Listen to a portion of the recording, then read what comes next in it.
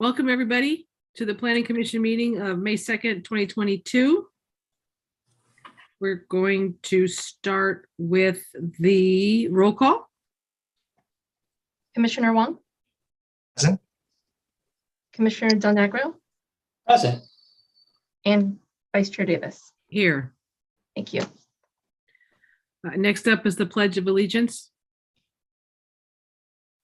Okay, I'll share the screen. Thanks.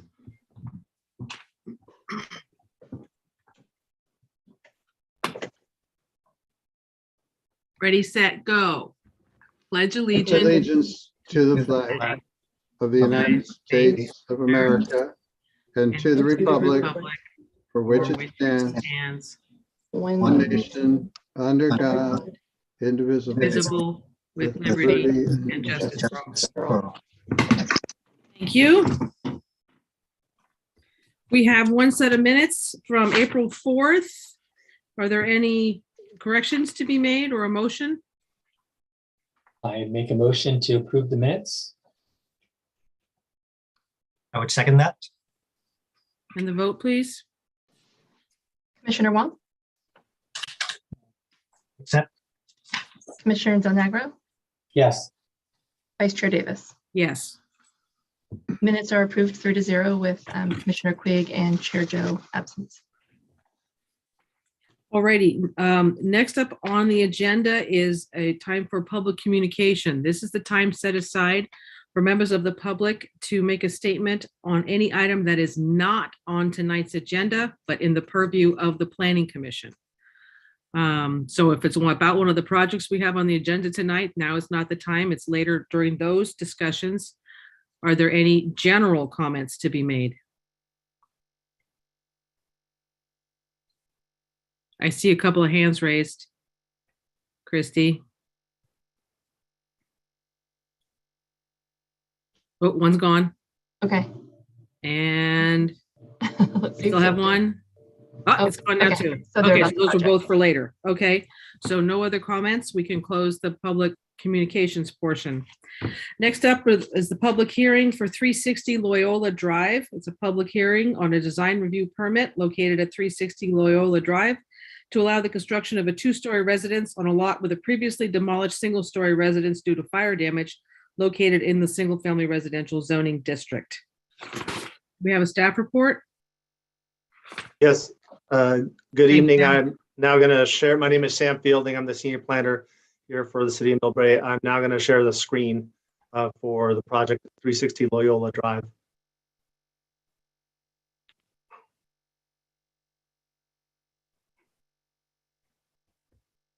Let's see. That's not it. Sorry.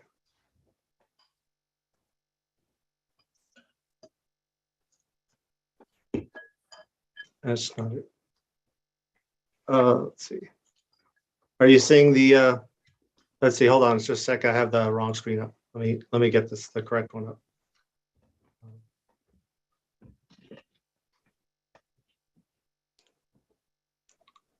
Okay.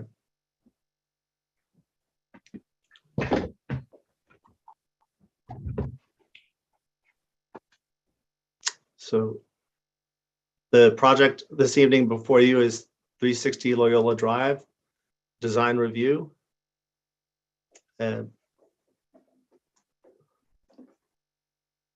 good evening, Vice Chair Davis, and fellow planning commissioners Wong and Del Negro. My name is Sam Fielding. I'm the senior planner in the planning division. I will be presenting the planning application for a design review permit to allow the construction of a two-story residence on a lot with a previously demolished single-story residence due to fire damage located in the single-family residential R1 zoning district. After the presentation, I'm available to answer questions, and we'll also be joined by Roscoe Mata, the planning manager, and the project applicant, Hector Estepona, and the property owners. After the staff presentation, the project applicant will give a brief presentation about the project. Before I start, I would like to note on page 3 of the staff report, correction on the number of bedrooms for the project. There's a total of 8 bedrooms for the project, 4 on the upper floor and 4 bedrooms and 4 bathrooms on the lower floor. So I just wanted to note that correction.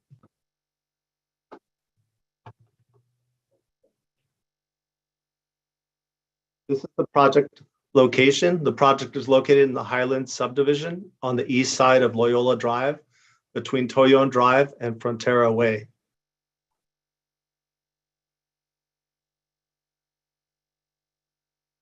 This slide shows the previously existing house back in January of 2018, prior to the fire damage and the demolition that occurred on October 8th, 2018.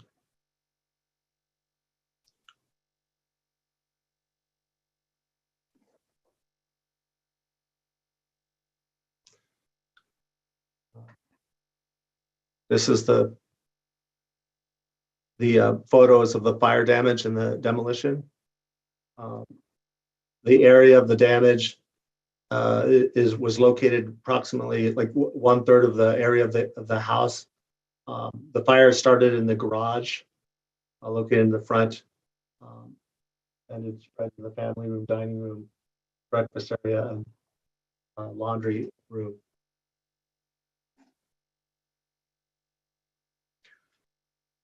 The project proposes the construction of a 9,464 square foot, 2-story with lower level, 8-bedroom, 8 full bathroom, and 1 half bathroom, 3-car garage, single family residence on a 20,960 square foot interior lot. The lot contains 2,960 square feet of slope, 30% or greater. Therefore, the net site area or buildable area is 17,964 square feet. The previous residence was 5,643 square feet and was a 3-bedroom with a 2.5 bathroom, with 2.5 bathrooms.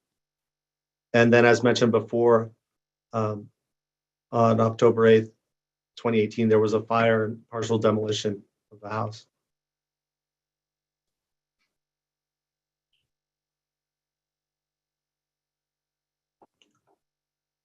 This was the existing site plan prior to the fire damage. So this is that you can see the building footprint here. And then the applicant initially had submitted a building permit for a basement area. And so this is showing the outline of the basement. Now, this is strictly for reference. It's showing the building footprint from the previously building permit submittal for the basement and the lower floor at the rear of the home. This is the proposed floor plan for the upper floor renovation and the rear floor addition at the rear of the residence.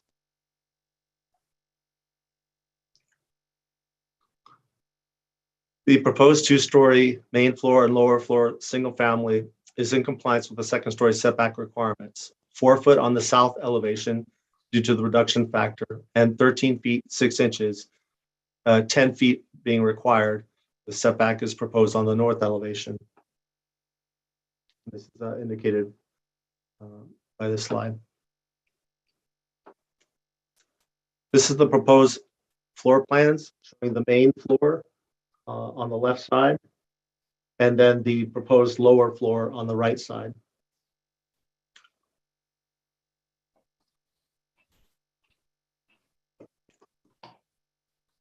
This is the existing elevations prior to the fire damage and demolition, and this middle of the permits for the lower level basement floor at the rear of the residence.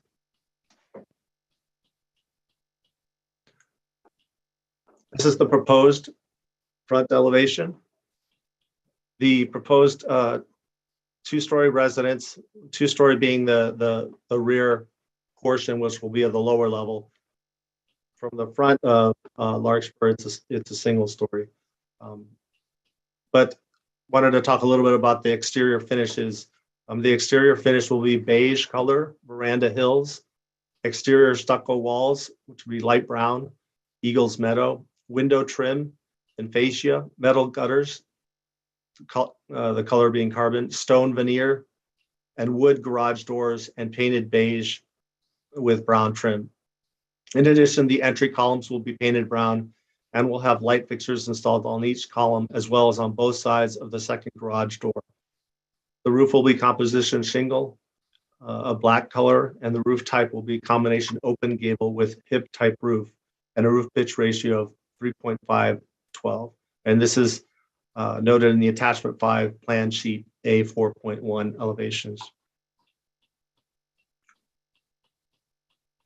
This is the proposed south right elevation.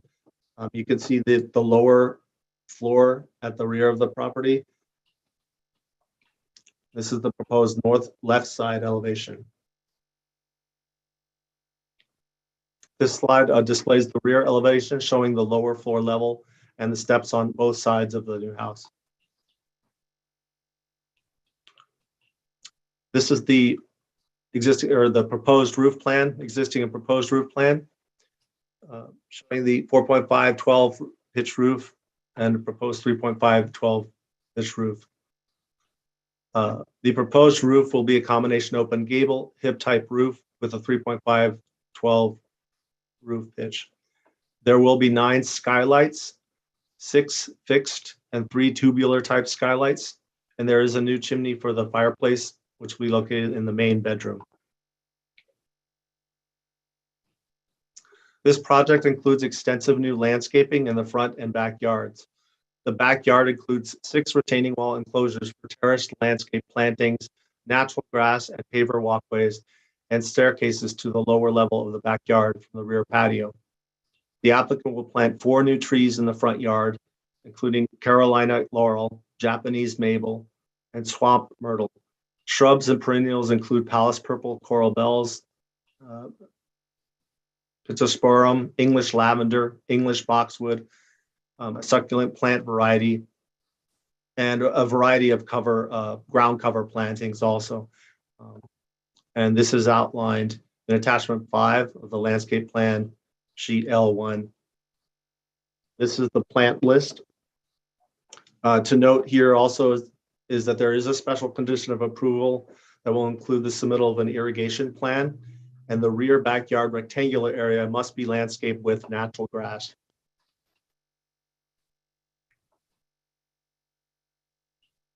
This is the proposed design. It shows the rendering of the proposed project from the front view and the rear view, showing the exterior building materials and colors, and the extensive front and backyard landscaping, plants, trees, and ground cover and walkways.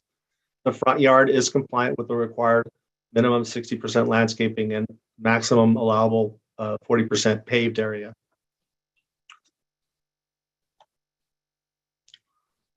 The applicant sent out 5 consultation forms to the adjacent property owners, and staff received 4 responses from the adjacent property owners submitted by the applicant in support of the project. The city also conducted public noticing requirements as required by Municipal Code Section 10.05.2900, which includes posting public notices at 4 locations at the site, a 300-foot radius notice mailing, newspaper announcement, and posting at 3 locations near City Hall and posting at the city website. There was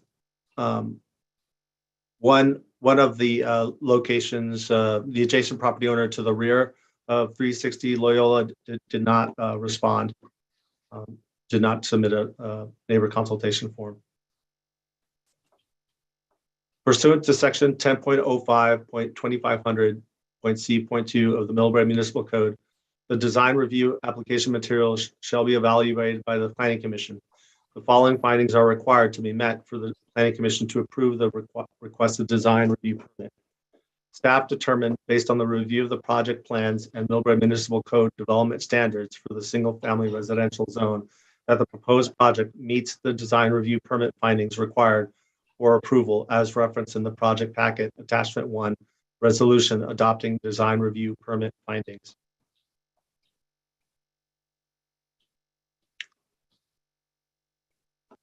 And these again are noting the special conditions of approval that will be submitted for review and approval at building permit submittal. The irrigation plan and the requirement for natural grass landscaping at the rear portion of the backyard. The project was received environmental review by staff, and the project has been determined to be categorically exempt pursuant to section 15303, class 3A of CEQA. which allows for the construction of a new single-family residence in a residential zone. Staff recommends that the Planning Commission review the project and consider the public testimony and the findings as presented, and consider adopting the attached resolution to allow the construction of a two-story residence on a lot with a previously demolished single-story residence due to fire damage located in the single-family residential zoning district, subject to the attached conditions of approval. This concludes my presentation. Staff and the project applicant and property owner are available to answer questions about the proposed project. Thank you. Thank you, Sam. Do any commissioners have any clarifying questions for the staff right now, or do you want to hear from the applicant first and then ask some questions? Yes, I have a question. Okay, you have a question for the staff? Yes. Okay, go ahead. Question for the staff in the package. Oh, there's some feedback here. Try to get rid of that.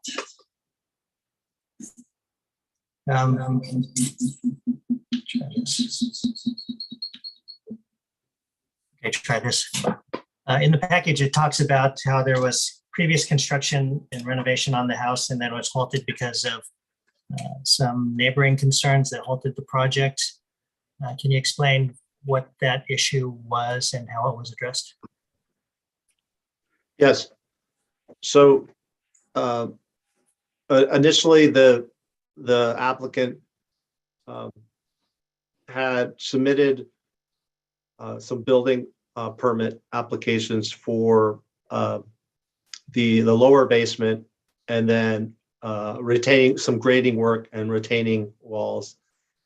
Then the fire occurred, and they had proceeded to demolish that portion of the structure that remained, and staff was made aware that this was occurring, and they had not obtained the proper permits for the demolition. So the stop work was put on the project at that point, so that staff could, in the building department, could do an inspection of the site. It was determined that it would, due to safety reasons, that there needed to be a stop work order at that point. The project before you is basically evaluating the whole project. So it includes the retaining walls, the basement permits. What you're reviewing and would be approving this evening is the entirety of the project. Okay. And then a follow-up question. This house is a very large size. What's our maximum parking requirement for such a size of a house? Or I'm wondering if there is parking requirements for an oversized house like this, or is it the maximum parking limit typically only up to just as like a certain size house, like 4,000 square feet or so forth? Or in Millbrae, our municipal code requires a 2-car garage for R1 single family residential zone. So that's the requirement in our code. This proposed project, they're proposing a 3-car garage, but the requirement is only for a 2-car garage, and it's not based on the number of bedrooms in the house. It's a requirement for all single family residential homes in the R1 zone, a 2-car garage, per unit, basically. So for R1. so I understand that this is R1 and that the residential parking requirement only applies. But I'm just curious if I'm talking hypotheticals, just simple question. I won't have a long discussion, but if this were like a commercial property with 8 bedrooms, say a R2 or something larger, what would be the parking requirement for 8 bedrooms? So I can answer that. This is Roscoe Mata, the planning manager. So for multi-unit projects, developments, they're based off of different set of requirements. We can look that up and let you know what those are. But in terms of this project, for single family, it's, as Mr. Fielding said previously, 2 garage spaces. I assume it would be based on number of units, so it's not really like comparing apples to apples here. Okay. Okay, just trying to get a sense of scale and, okay, anyways, thank you. Okay, that's it. Chair. Commissioner Del Negro? Yeah, I want to be clarification here on the size of the first structure. Online, it says it was 2,750 square feet. And of course, I think, am I right in the interpretation is that with the permit, they could have built a house at 5,640 square feet, but they never did. Is that correct? Right, the zoning, the requirement for this lot is the floor area ratio allowed for this R1 for this lot is 55%. Okay. So it's 55% of the net site area. So subtracting out the slope that's 30% or greater. I understand. I'm actually asking about the structure that's ever existed, somebody's lived in this house, on this property. Was it 2,750 square feet, like it says online? And they had a permit to build up to 5,643 square feet, but that structure was never built because of the fire. Am I right on that detail? And now they want to move from the 5,643 to a 9,464 square foot home. But nobody ever lived in a structure here greater than 2,750.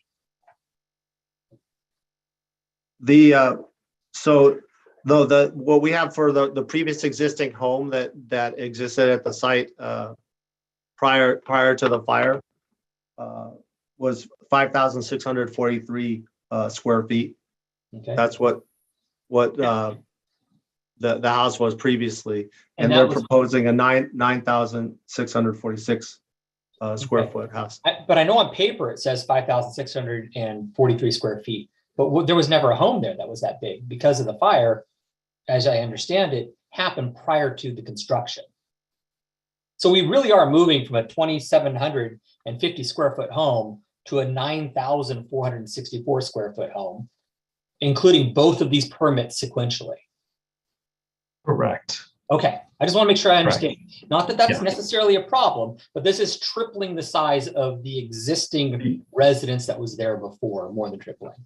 The existing residence was smaller. They subsequently received permits for a basement addition, never completed that. Yes. Now the scope has increased, and the entitlements before you tonight encompass the entire house, including basically you're reviewing the entire project as one whole now. Got it. Okay. And I guess the next thing here, is there any, well, I guess maybe we'll get through the applicant before I start asking questions about some of the facilities on the basement level floor. Let's go ahead, I guess, move over from there. Thank you for the detail. Thank you. The applicant, owner and or architect, would you like to tell us more about the project, please? I'll start bringing them in. Thanks. And Sam, tell me if you see anyone else. I only see Hector at this time.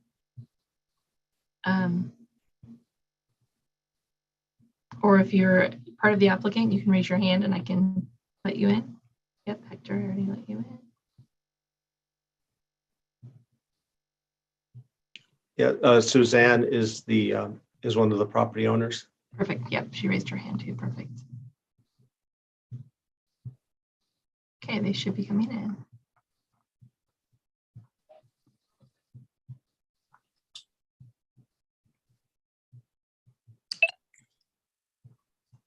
Christy, if you can switch me over also, I'm going to drop off the phone here. Oh, sure, no problem.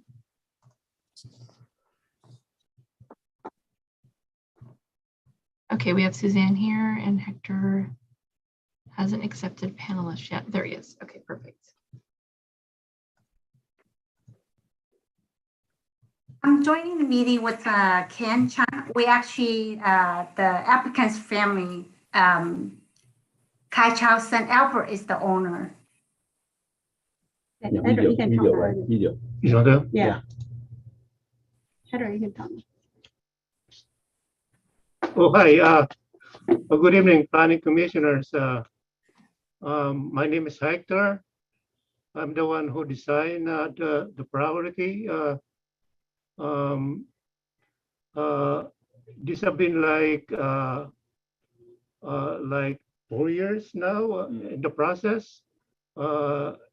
Basically, the property has been fire damage, and we didn't realize how bad it is in the first place. And initially, we proposed a basement addition under the first floor with a building permit.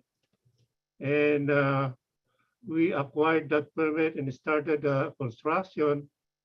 And then by the time in the middle of the construction, someone complained, neighbor, right? Mm. And then stopped work to do the work. And then we addressed that. And then we continue on, and then the project also includes those demolition of partially of the whole structure. That includes the garage to make way for the construction. And for that reason also is that the fire damage caused really hazards on that. So we decided to have that gutted down. We have also applied for a permit on that. And so right now, we're proposing basically a floor above with this required for the design review. And so that's where we are right now. And then if you have like technical question, I'm here to answer. And also, besides me is the owner, and then the owner sister. Thank you.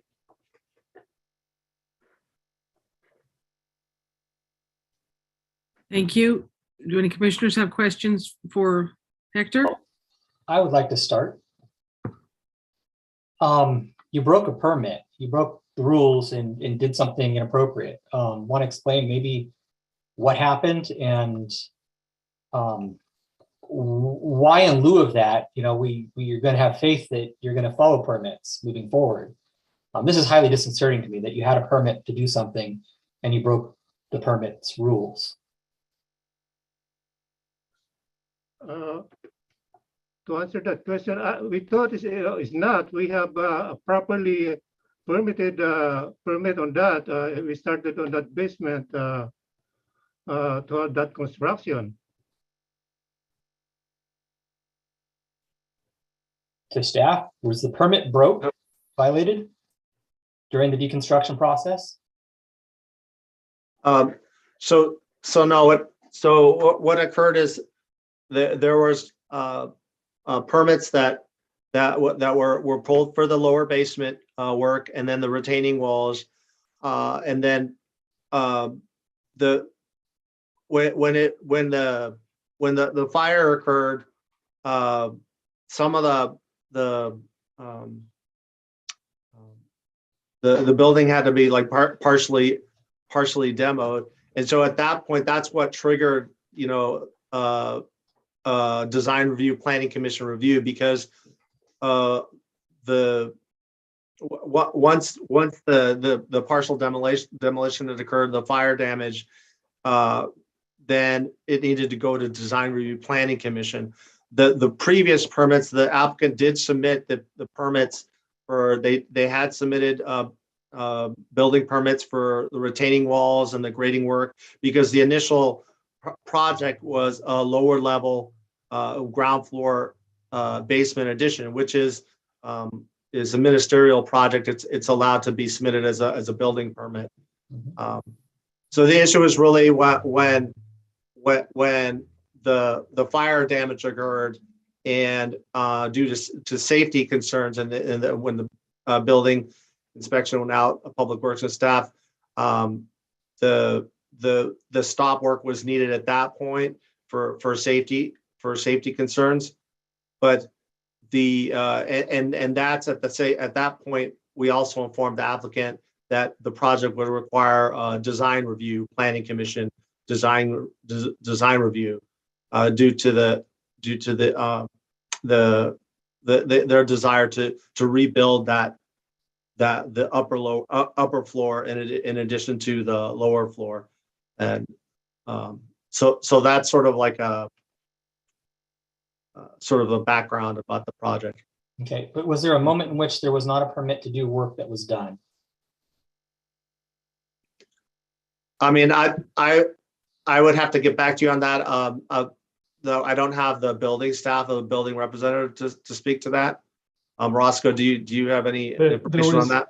Sure, I can provide some background. So the original permit was for lower floor basement, and there was no demolition, or the plans didn't show any additional work on the upper floor.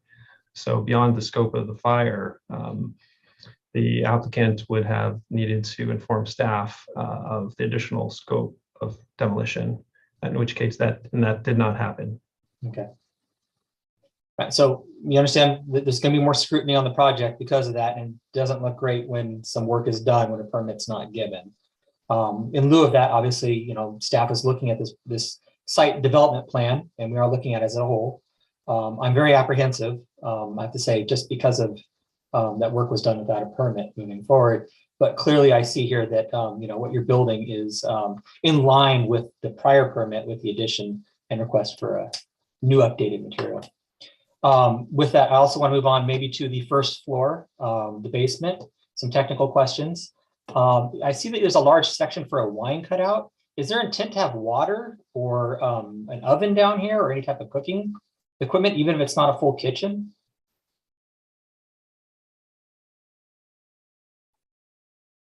I believe this question is directed to the applicant. Yes, to the applicant. Talked about on the basement floor, next to bedroom number 2, the wine counters, tall cabinets near the family room. Is there water access, or is there going to be some small cooking? Would you mind what number of seats you're talking about? A3.2.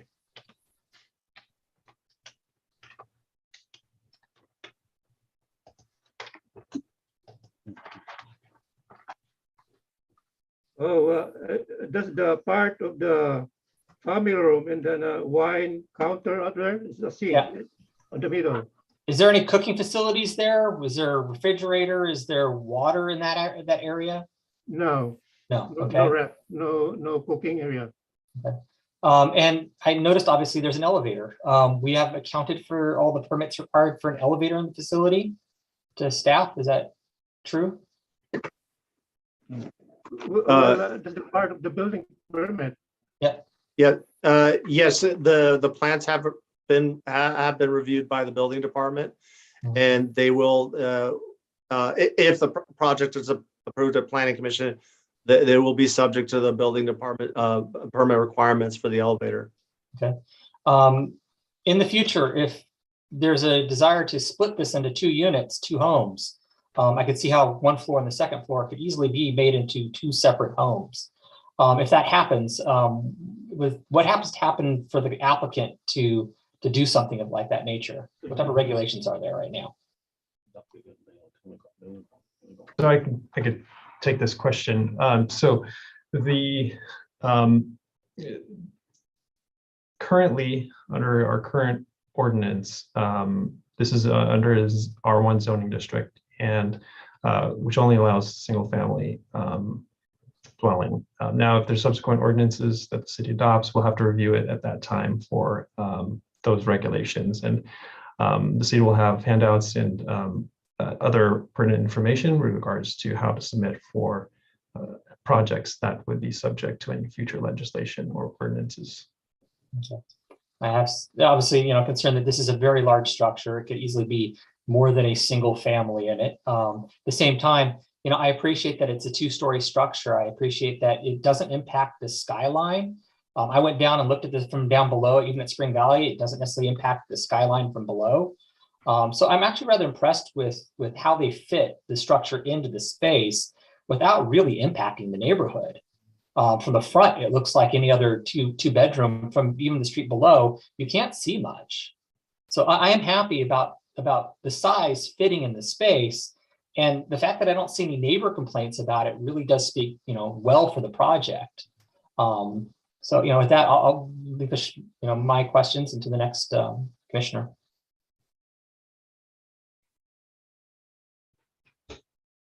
Alan? Yes, I'd like to hear from the owner and the architect about, why is there a need for such a large square footage, number of bedrooms, how they envision it being used, and if it's possible to, in future split it into like multiple units. And I would suggest keeping in mind that this is way larger than the neighboring properties in terms of square footage. And then in order to build such a large, expansion, it's tremendous cost.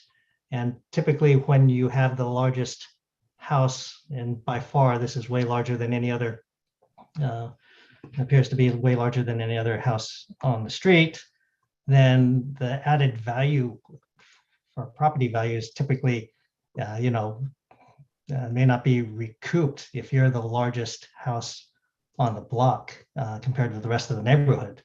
And so it may behoove you to think about how in future to even be able to split the units so that you can have multiple units if future codes allow that, and then you would recoup costs. But how do you envision seeing this used, and why so many bedrooms?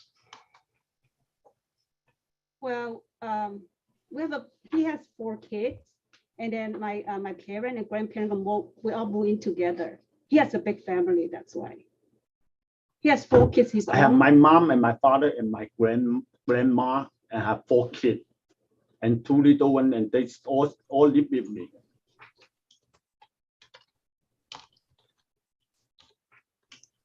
And he's not thinking to convene to like other unit. We're going to use all by himself with a family. Yeah, I never combine 2 units. I never do that for only for myself, for my whole family. Okay, that's understood. We're kind of talking out of the box here, but with modifications, like there's 3-car garage. Say for example, if you're able to split the garage area and have split units top and bottom, and able to make it in future convert it so like one garage goes to one unit, another garage goes to a separate unit. You have changes of walls, and you're able to easily divide it. We're all talking about providing housing. There's housing shortage. A lot of the laws in the state are making it easier to have multiple units or ADUs or split units. And so, that would really recoup costs if you were ever to, think about your property value and in the future, or making it Oh no, flexible uses. Excuse But me. anyways, that's just a thought. Excuse me, Commissioner Wong, is there a question there? Because we're only asking some questions right now, so Yeah, we can keep it to questions. And it's a design review, not Right. his Right, it was about- finances. Right, it So, was about how it was going to be used, and right, yeah, that part we got the answer. Did you have any other questions? I think that's it. Thank you. Okay, awesome. Okay, so with that, we can move on to public comment. Is there anybody from the public that wants to speak on this project? I'm not seeing any raised hands. We didn't have any opposition from neighbors. So Shall we close the public comment? Do we need a motion or can we just close it? I'll make a motion to close public comment. I'll second. And votes, please? Commissioner Wong, Yes. Commissioner Del Negro, Yes. Vice Chair Davis. Yes. Thank you. Public comment is closed. All right. Discussion? Well, I'd like to start off, just Okay. reiterate my point, which is, it's a very large structure, but I'm not one to necessarily stop somebody from building something that fits their needs. Yeah, I have some apprehension about the possibility of this being split into a duplex in the future and the impact on the community. But as of right now, I see no reason to believe that that's the case. And obviously when the future comes, if somebody does decide to do that, they'll have to deal with the appropriate laws applicable at the time. It doesn't break the skyline for the community. It doesn't break anybody's view from the height. The neighbor privacy doesn't seem to be impacted. I would have liked to have seen feedback from 319 and 309 Castaneda. Neither one had submitted a feedback, even though they're right below the project. I just would have appreciated seeing those two houses included because they're right beneath it and next to the other two on Castaneda. But as I said, it's 2 stories. It doesn't look any different from the front as any other house. I really see nothing that would stop me from approving this project at this time. Although I do want to see high scrutiny over the permit and the build to make sure that we're not breaking any permits, considering the history of that one permit violation, or work without a permit. But other than that, I would actually make a motion to move the project forward. Thank you. Thank you. Thank you. Thank you. Thank you. Commissioner Wong? Yes, also, very large project. It seems very, by that fact alone, seems out of character with the neighborhood.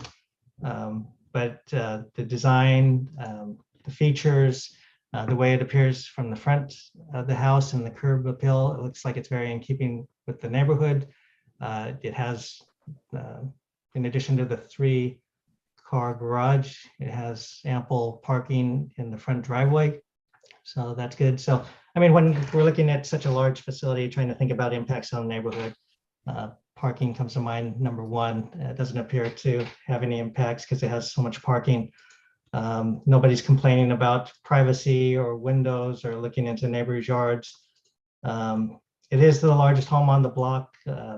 They may want to consider, I would have liked to see with such a tremendous renovation, to have a lot more architectural details or upgrade materials. If you improve the front curb appeal, that would really add to the value of the house. We see a lot of homes in Millbrae that, I don't know, if we were upgrading and having such a large expansion and, the property value of this house, if it had a lot more better front building materials, higher end materials, it might do a lot more to upgrade the neighborhood, upgrade the community.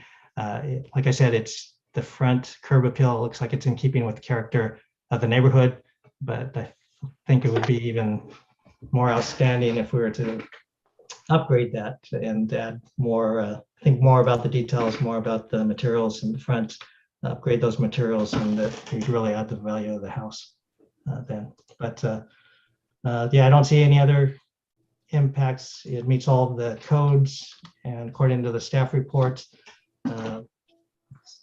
there's no variances or exceptions or other things out of code that would stop me from approving the project too. Okay, thank you.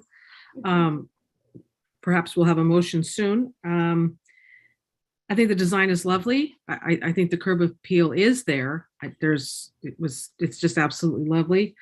Yes, the house is huge, but the lot is also gigantic. I mean, big lots are usually 10,000, 12,000 square foot. This was over 20. Is that what it was? I mean, it's huge. So it does fit the neighborhood, especially from the front elevation. It's beautiful. If we do end up with a motion on the resolution in section A in 2 spots, it says it's the proposed single-story house that should be 2nd story or 2-story, sorry. If we can fix that. Yes. Okay. I think that's the only two spots, but. Does anybody want to second Chris's motion? Yes, I second. Thank you. Can we have the votes? Commissioner Wong, Yes. Commissioner Del Nagro. Oops, you're on mute, but I saw your yes. Thank you, yes. Sure. And Vice Chair Davis. Yes. Okay, motion is approved 3-0 with Chair Joe and Commissioner Quigg absent. And as a reminder, there is a 10-day appeal process. Congratulations. Thank you so much. Thank you. Good luck on your project. Thank you. Thank you. Thank Thank you. you. All right. Go up there. Okay, our second public hearing this evening is 990 Larkspur Drive. This one's a longer one. Excuse me. A public hearing for a zoning map amendment pursuant to Millbrae Municipal Code Title 10 Planning and Zoning Article XXVIII amendments for 998 Larkspur Drive to change the zoning map from the open space district to a single family residential zoning district, and a design review permit with floor area ratio, setback, and height exceptions, and a lot line adjustment of parcels located at 1002 Crestview Drive, 998 Larkspur Drive, and 996 Larkspur Drive to allow the construction of a 3-story single-family residence on a vacant lot located at 990 Larkspur Drive in the single-family residential zoning district. If this happens, the Planning Commission is making a recommendation to the City Council. Staff report?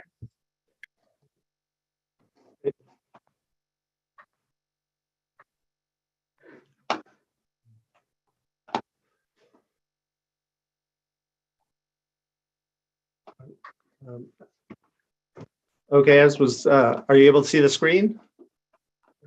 Presentation? Yes. Mhm. Yes. So this is 990 Larkspur Drive design review. And to the next slide here.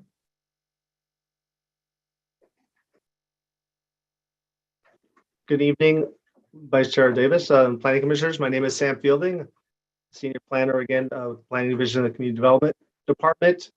And I'm presenting the planning application for 990 Larkspur Drive this evening.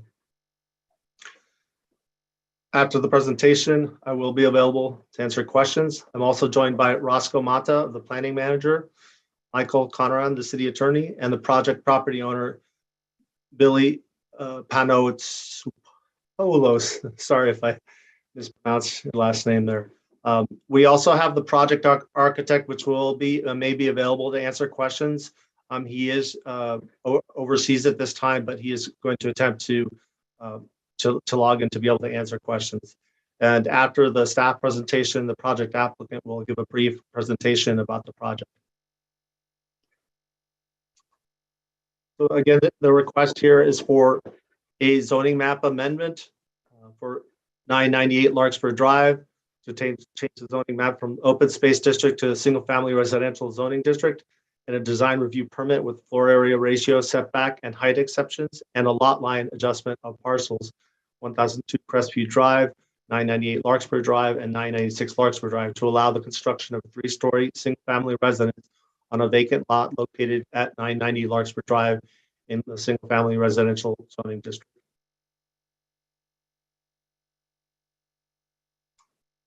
The project is located on 3 parcels that will be lot line adjusted to create a lot at 990 Larkspur Drive on the north side of Larkspur Drive between Hillcrest Drive and Pinehurst Court within the single family residential R1 zone, low density residential designation of the general plan.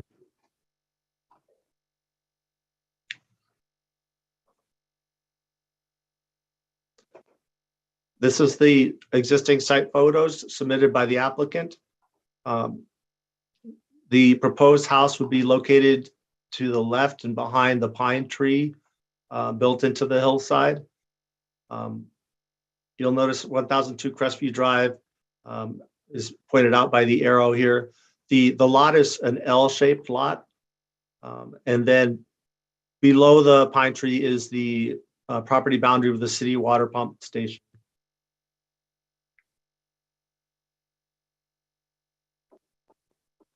This is an aerial photo from Google Earth that shows where the proposed house would be located to the left and behind the pine tree built into the hillside, this area here. And then the city water pump station is located below the property.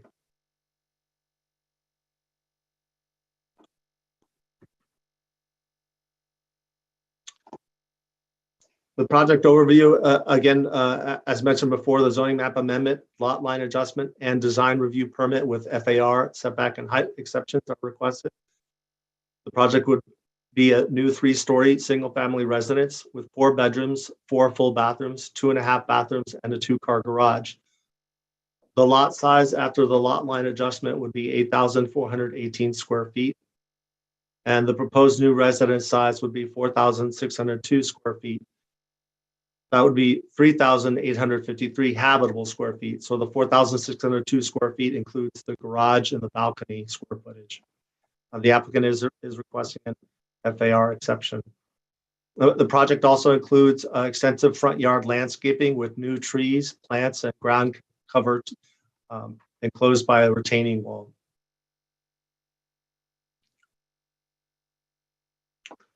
This table shows the zoning and general plan land use designation for the 3 parcels involved.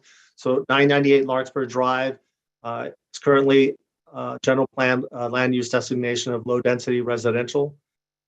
So this would amend the zoning map to correct it to what is now, zoned open space, but it would be proposed to be R1, consistent with the general plan land use designation, which is already low density residential. Again, indicating existing land use, it's vacant. And then the other 2 parcels at 996 Larkspur Drive, currently zoned R1. There's no change proposed for that parcel. And then 1002 Crestview Drive, this is the parcel that would be involved in the lot line adjustment to create the new L-shaped lot. So staff would like to emphasize the 998 Larkspur Drive parcel is already designated under the general plan land use as low density residential. And the zoning amendment would correct the zoning to single family residential consistent with the general plan land use designation.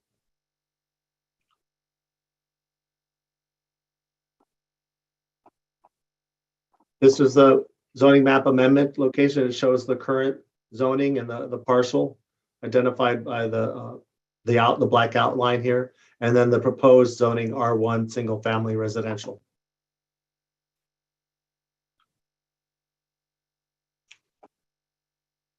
This slide shows the existing site. On the left, you'll see the existing footprint of 1002 Crestview, the backyard, and then the 2 parcels at the rear.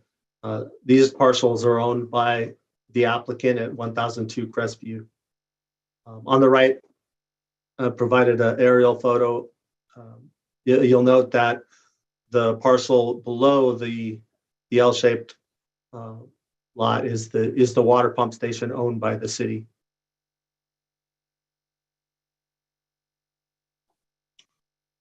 So these are the existing lots as shown here, 1002 Crestview.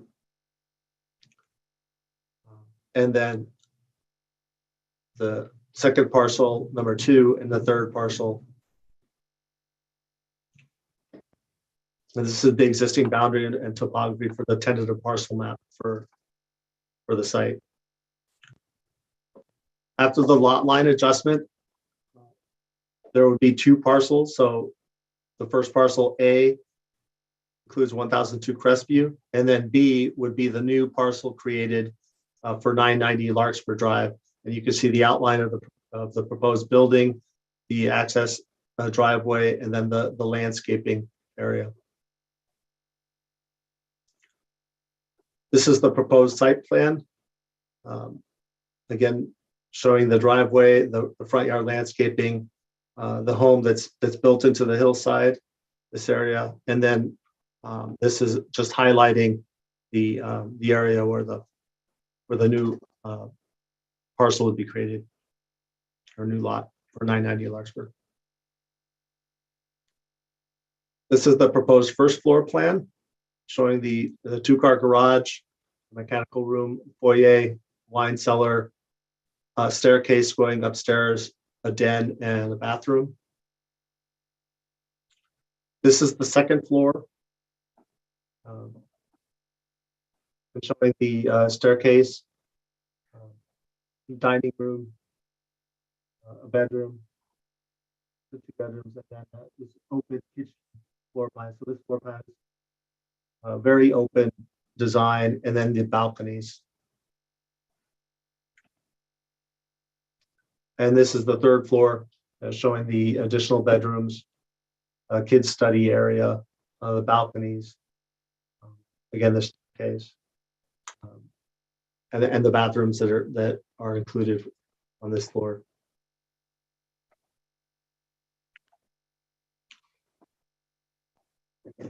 This is the proposed east elevation front.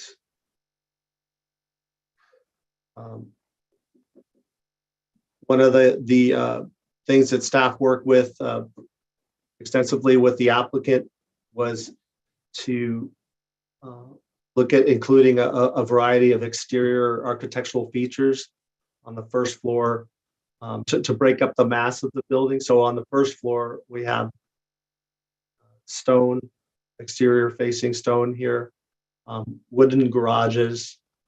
The second floor has stucco with grooves in it. And then the balcony railings would be painted wood color. And as you'll see in the rendering, the colors are striving to be more earth tone colors. And then shingle roof type, similar to the other homes in the neighborhood. This is the south elevation, and you can see how the house is built into the side of the hill.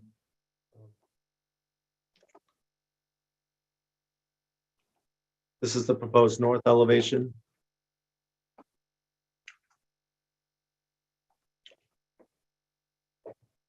And this is the west elevation.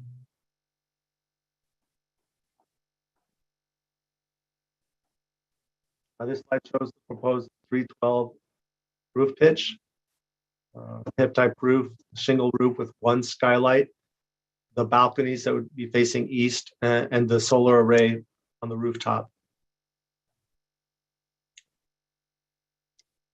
Again, as I mentioned earlier, the exterior wall for the first floor would consist of a stone facade, and then the second and third floors would be a smooth stucco finish. The first and second floor would be separated with a cream color cast stone fascia to match the exterior stucco wall of the second floor. And the second floor would include horizontal stucco channels to provide a distinct architectural feature to differentiate the third floor stucco. The garage door would be wood, and the front door would be also wood. The windows would be dynamic or Pella brand wood sash windows with bronze cladding. Then the gutters and downspouts would be painted to match the stucco exterior wall color. The railings, as I mentioned before, would be painted a wood color, red oak, and the roof would be a gray blend of composite shingles. The front yard landscaping retaining walls would be constructed of stone to match the first floor exterior stone veneer. And this is shown in attachment 6 of the packet report.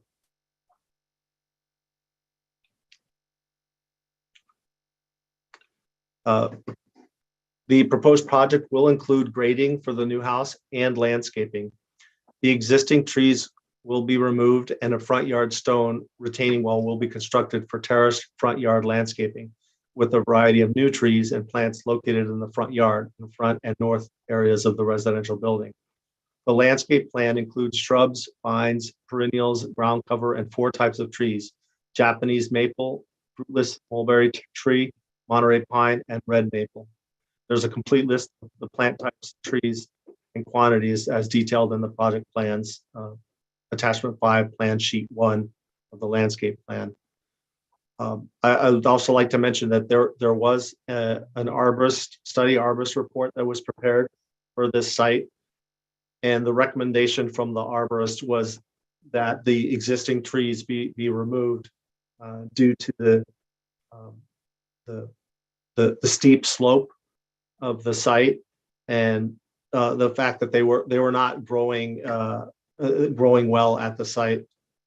So the arborist, the certified arborist, was recommending removal of those trees and the planting of new trees and plants. This is the plant list. As mentioned, the trees include the Japanese maple, the fruitless mulberry, Monterey pine, and red maple. This is the proposed design and renderings, the view from Larkspur Drive, and then the view from northeast looking southwest.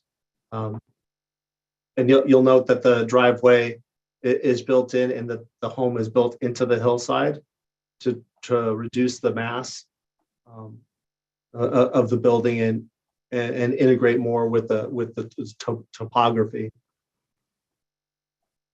You can also note the exterior color, architectural detail, and the form of the wall, the variety and form of the wall, exterior wall, all designed to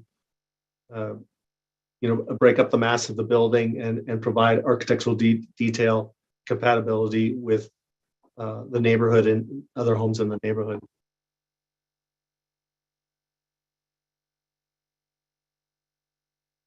So neighbor consultation. I did want to point out before talking a little bit about the neighbor consultation that staff did receive additional correspondence from about six emails were received. A couple of them requesting additional information, and then some emails that were from neighbors that were opposed to the project. So the applicant sent out 8 consultation forms to the adjacent property owners, and staff received a response from 5 adjacent property owners. 1 supported the project and 4 opposed the project. Those opposed primarily expressed that they felt the house was too large and did not want to lose the trees and vegetation on the vacant lot. They were concerned with impacts to traffic and parking on Larkspur Drive. The property owner at 1006 Crestview sent staff an email and a petition on April 25th in opposition to the project. This is attachment 8 in the packet for additional information. Staff did reach out to the neighbors that were opposed or attempted to reach out. We contacted the property owners at 979, 961, and 973 Larkspur Drive and invited them to attend a Zoom meeting with the applicant to answer any questions and provide additional information about the project. However, on the day of the meeting, the only adjacent neighbor the neighbor that attended was 961 Larkspur, and the other neighbors were not able to make that meeting and indicated to staff that they prefer to provide comment at the Planning Commission hearing. Also, the City of Millbrae, we did do the public notice requirement as required by our municipal code.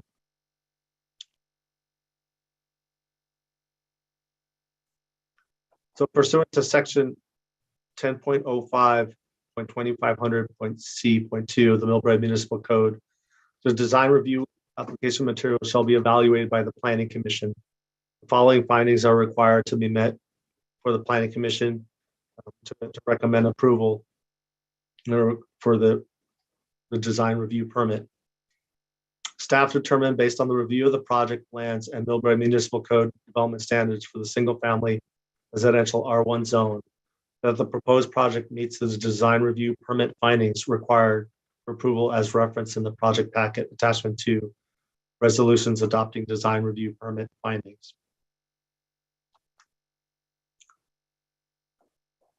As mentioned at the beginning of the project, the applicant is requesting FAR setback and height exceptions.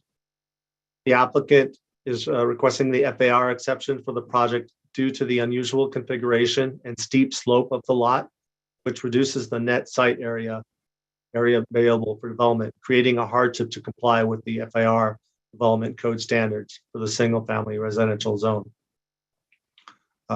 If the applicant were to meet the FAR requirement, then it would only allow for an 811 square foot home. The setback exception is being requested to allow construction within the required before setbacks on the south elevation front with a 0 setback where 10 is required, and on the west elevation with a 0 setback where 4 feet is required, and on the east side of elevation with a 0 setback where 4 feet is required. And the reason this is requested is to better integrate and balance the building structure with the first, second, and third floors into the steep topography of the site. While the setback exceptions are requested for the front and sides of the residence, as was mentioned in the presentation earlier, there will be architectural features such as roof overhangs, varying roof lines, balconies, and an exterior wall line of varying lengths, which will break up the mass of the building. The height exception is requested, they're proposing an overall vertical height of 32 feet. 30 feet is the maximum allowed. The height is slightly higher than the required 30 feet due to the steep slope of the site and the need to complete grading and build into the hillside.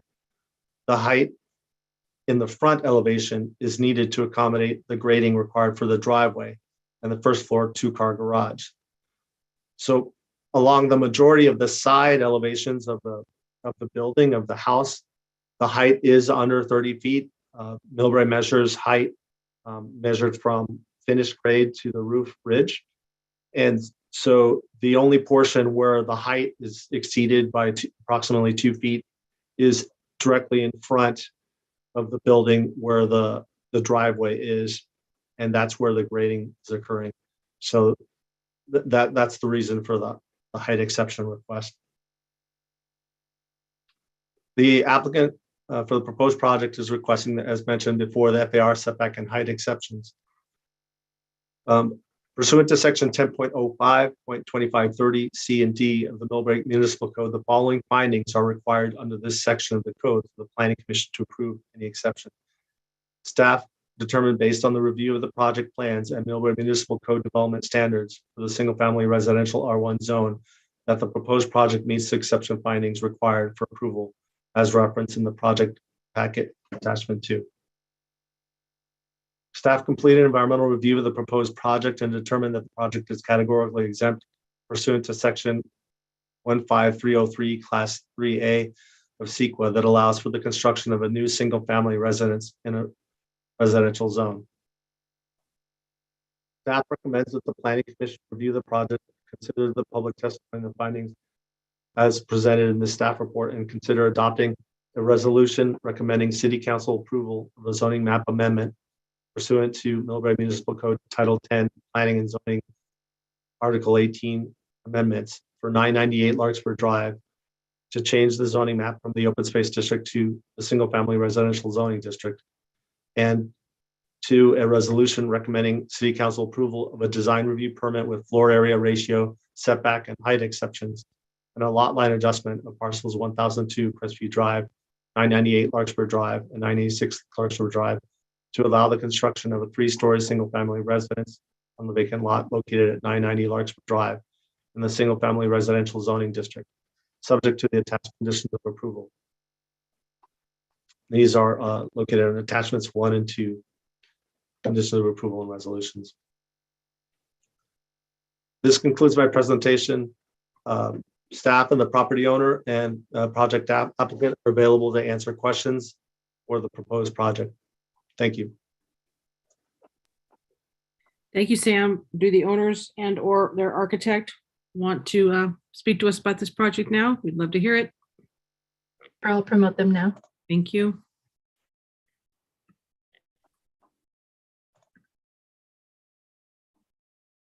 Maureen, do you want to go with questions for staff first or after? Do you have specific clarifying questions now, or do you want to hear on the larger project first? Do you want to hear it all and then ask your questions? I'd like to hear from them before we ask questions. Okay. Got that. Okay, let's hold the questions for now then. Okay. Hello, can you hear me? Yes. Yes. Oh, hi. So I'm Billy Bonatopoulos, and this is my wife, Jessica. Hi. How are you guys tonight? So just a little bit of background about myself. I've been living in Millbrae for over 40 years. Went to school here, and ultimately decided, to live here and raise my family.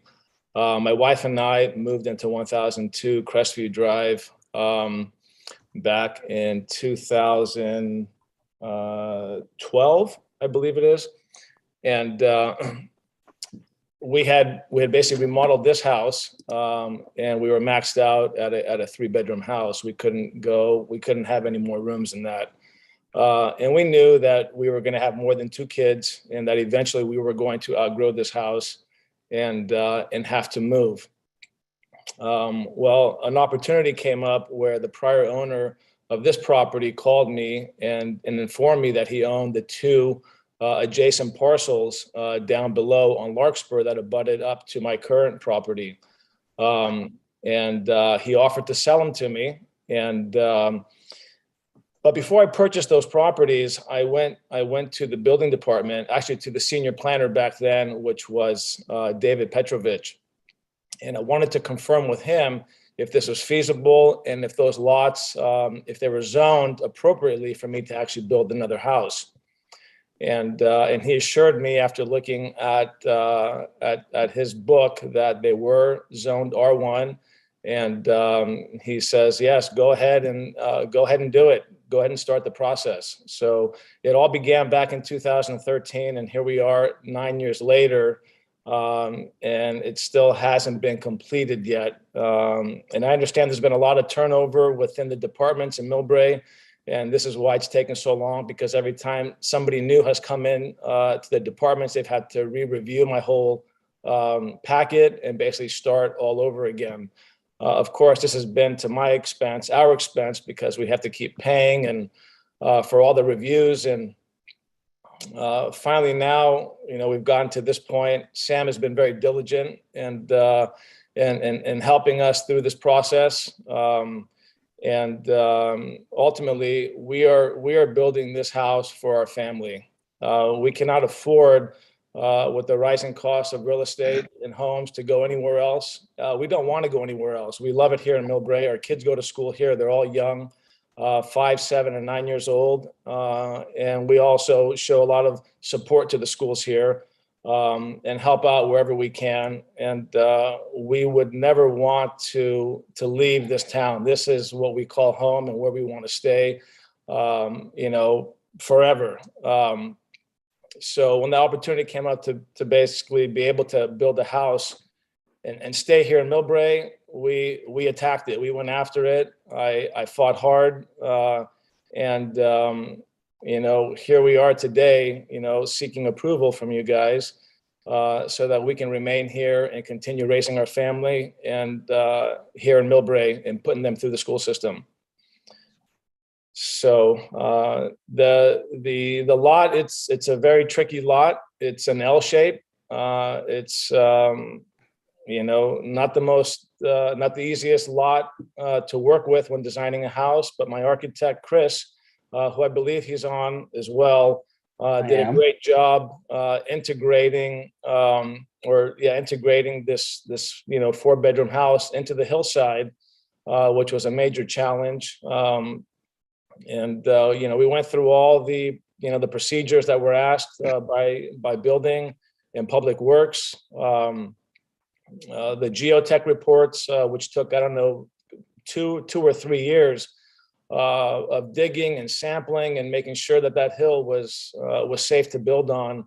And it is. They finally determined, using a company that you guys partner with, Cotton Shires, they determined that the hill was safe to build on. unlike, the other part of the hill that has been unstable, further up Crestview Drive. So that's where we stand. We feel like we're almost there, and we hope that we can get to build our home. So any questions that you have for me, I'm happy to answer. I know there's been opposition from neighbors. They think that I'm trying to change zoning. But like I try to tell them that Millbrae always intended there to be a house on that property because it was zoned R1.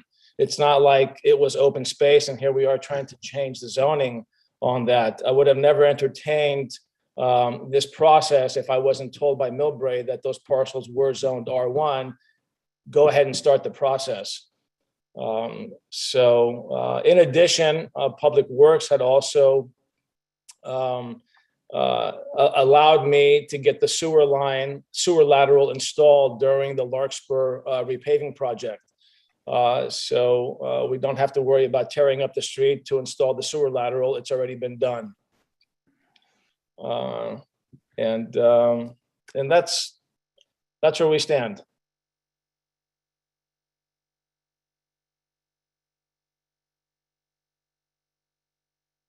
Thank you. Chris, the architect, do you want to say anything? I'm here. Yeah. Can you hear me okay? Yep. I think somebody's got to turn my video on though, if I'm not visible. Your little face is not visible right now. Oh, well, let's see. Can you turn your camera on? Is it on? It is on, but I see the little video thing. Oh, here we go. I asked you to start video. Would that help?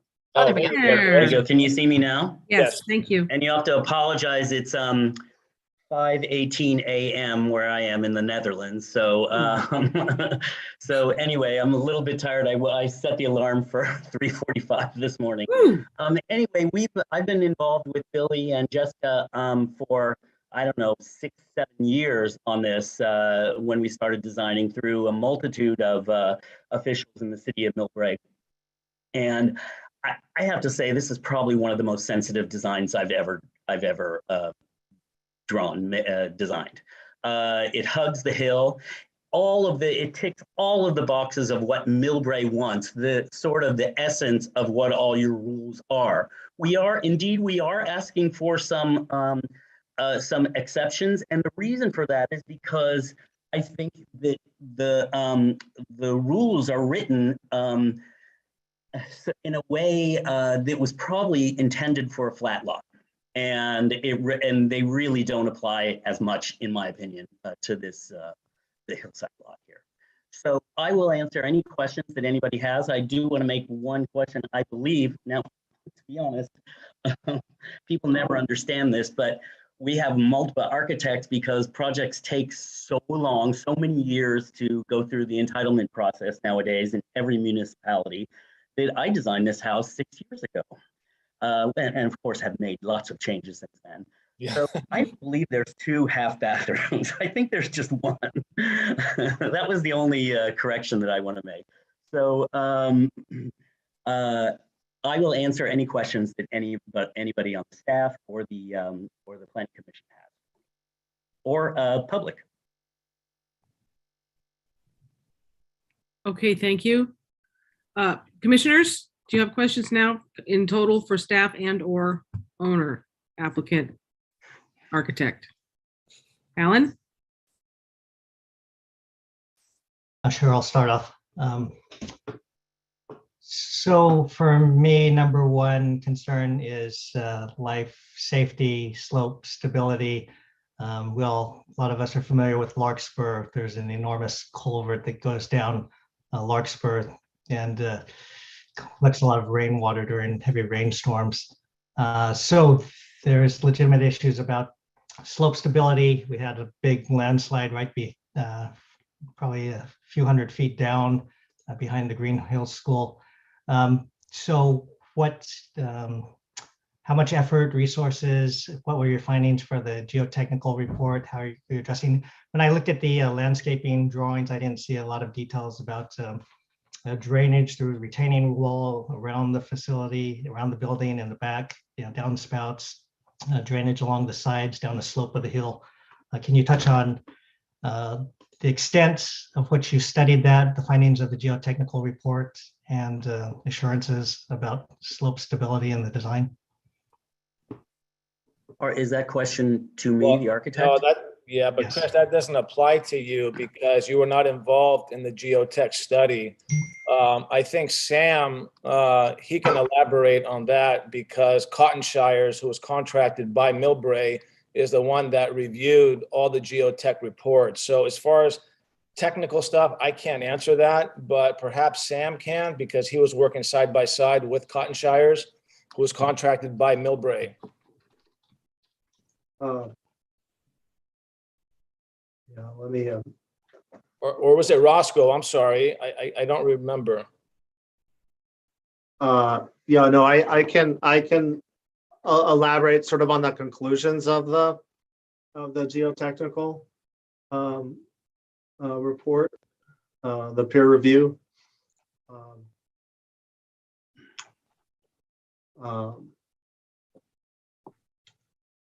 So the geotechnical report was prepared by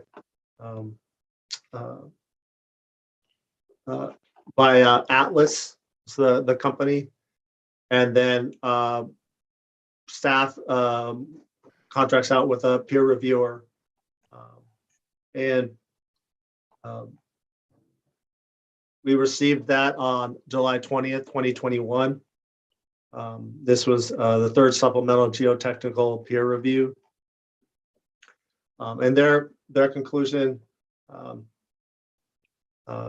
based on their review of the geotechnical study that was submitted, that it was the site investigation in general was in general conformance with the prevailing standards of practice for hillside developments. They stated that the geotechnical consultant has satisfactorily addressed the remaining concerns, and it appears they have adequately analyzed the seismic stability of the proposed retaining wall and provided the necessary stabilizing reinforcements to achieve an industry-accepted factor of safety with 6 inches of anticipated deformation. Given the above, they recommended geotechnical approval of the proposed lot split and rezoning for the project. They did have recommendations that are required and as are part of conditions of approval of this project, which is a geotechnical plan review. So the geotechnical consultant shall review and approve all geotechnical aspects of the project building plans, including site preparation, grading, temporary cut slope, and design parameters for the retaining walls to ensure that their recommendations have been properly incorporated. And these would need to be summarized by the geotechnical consultant in a letter and submitted to the city, reviewed by the city engineer and the geotechnical peer reviewer. And then there's also a requirement that there be geotechnical construction inspections as part of the project. So this was reviewed by the city peer reviewer, and it was approved to move forward.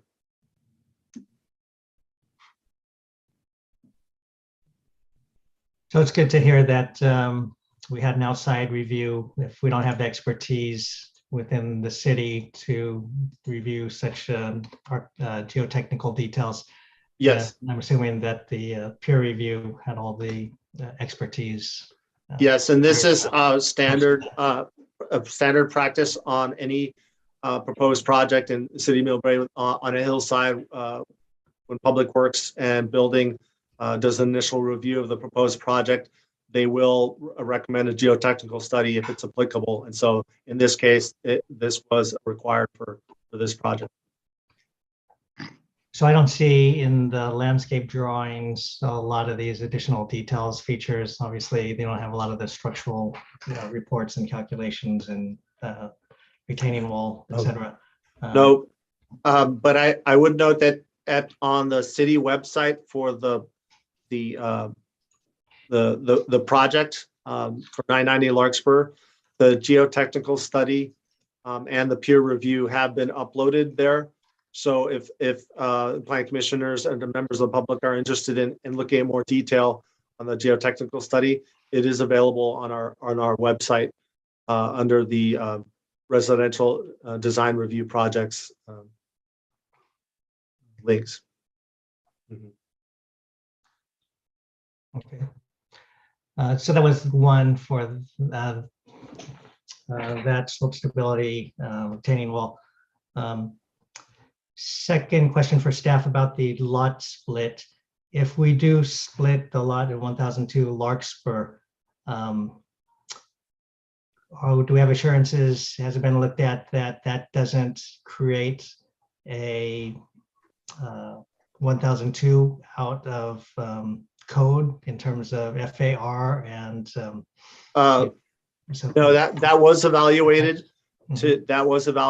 to make sure that 1002 Crestview would remain in compliance with the zoning code requirements for the R1 zone, and it was found to be that it would be compliant. So backyard setback, lot coverage, etc. Yes. FARs. Okay, thank you. Okay, I think that's main questions I have for now. Commissioner Del Negro? Can you clarify? So, I'm technically speaking, in the end of the lot split, this is going to be one entire lot, not a house with a second lot next to it anymore. Is that correct? That is correct. Can you hear me? This Yeah, is Chris McMahon. Yeah, those lots are, right now there are 2 lots, and there still will be just 2 lots. And Billy, you can correct me if I'm wrong. Oh, it's actually 3 lots. We're taking 1002 Crestview Drive, and then the other 2 small parcels, combining them into one and then splitting it in half. Why split I see. it? So, Why split it in half? Well, because we have 2 houses. Oh, So one house will have access. One house will be by itself with access from Larkspur, and then 1002 remains its own property with access from Crestview Drive. Okay, I'm talking about, you're also talking about part of your own existing house at 1002. Yes. But in the end, there's only going to be 2 lots. The project proposes 1 house on each lot. Correct. Got it. Okay. Correct. Yes.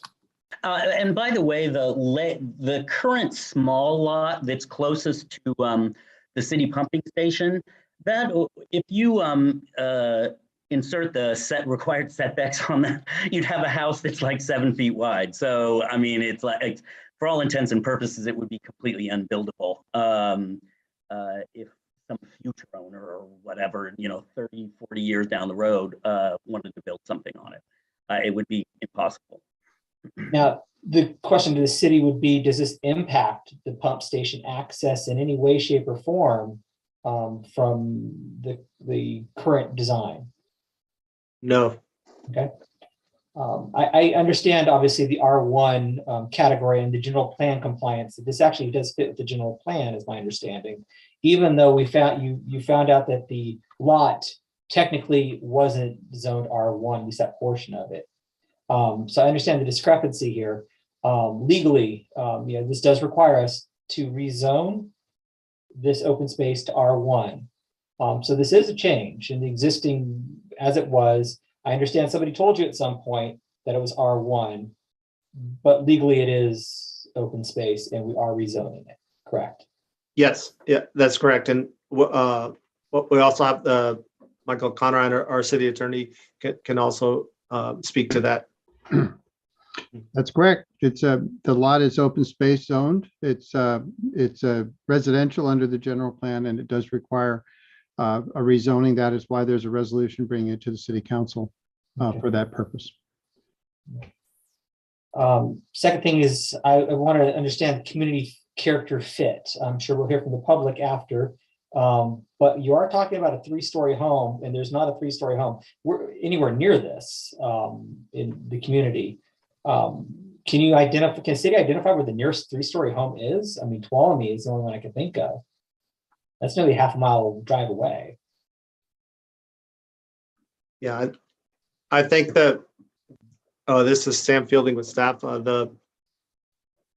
the intent, the reason for the third story really is the constraint of the topography and the steep slope in order to provide the 2-car garage and then allow enough space for the bedrooms that the applicant was requesting.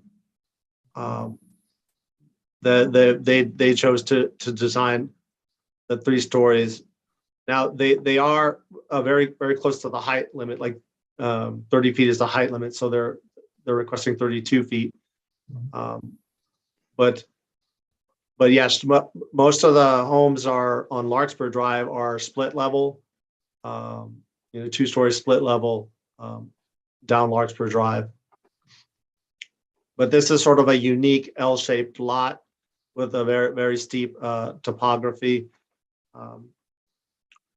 We did, staff spent extensive time doing a comparative analysis of the other properties within a 300-foot radius of the project site. And we did identify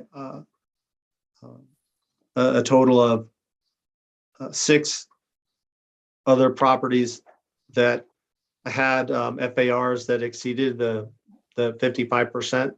So there is precedence for larger homes in the area. One thing to keep in mind also is the livable area will be 3,853 square feet. Because the way Millbrae calculates the FAR, they include the garage and the balconies. So if you would take out the garage and the balconies, the livable area would be 3,853 square feet. It's not an extreme size of a house for this area as far as square footage. And there are a few around here that are that big. Yeah. I mean, you're asking for 3 exemptions here. One is height, one is the FAR ratio, and the third one's the setback. The setback I get because of the space. You have issues dealing with the actual construction in the space. The height I don't get. I don't know why the extra 2 feet has to be on there pushing you over the edge. Is there not a way to redesign this to bring it down to actually be within the height limits? I know a neighbor at 1,000, address was it on Crestview next to it, 1004, was concerned about the impact on view, but I don't see any elevation from above as far as what that would impact that person's view. Is this below the height of the Crestview properties? Oh, yes. Yes. 100%. You're so far up the hill. I know the hill well, but I just don't know how Yeah. far up you are. So Is that, your roof line above the grass line in the back of your house? so the roof, 82 feet. so yeah, the roof line. So basically, that house sits directly behind my current residence at 1002. I understand that. The roof line will actually be below my grass. Okay. So I'll barely even see it from 1002 from my lower level. So my neighbor John Hipley at 1004 next door, he won't even see the house. The house has no obstruction to anybody's view in any way, shape, or form. Okay. I mean, it really sits low. It's tucked into the hill, and it's really out of everybody's way from Crestview. I'd like to add something, if I may. This is Chris McMahon.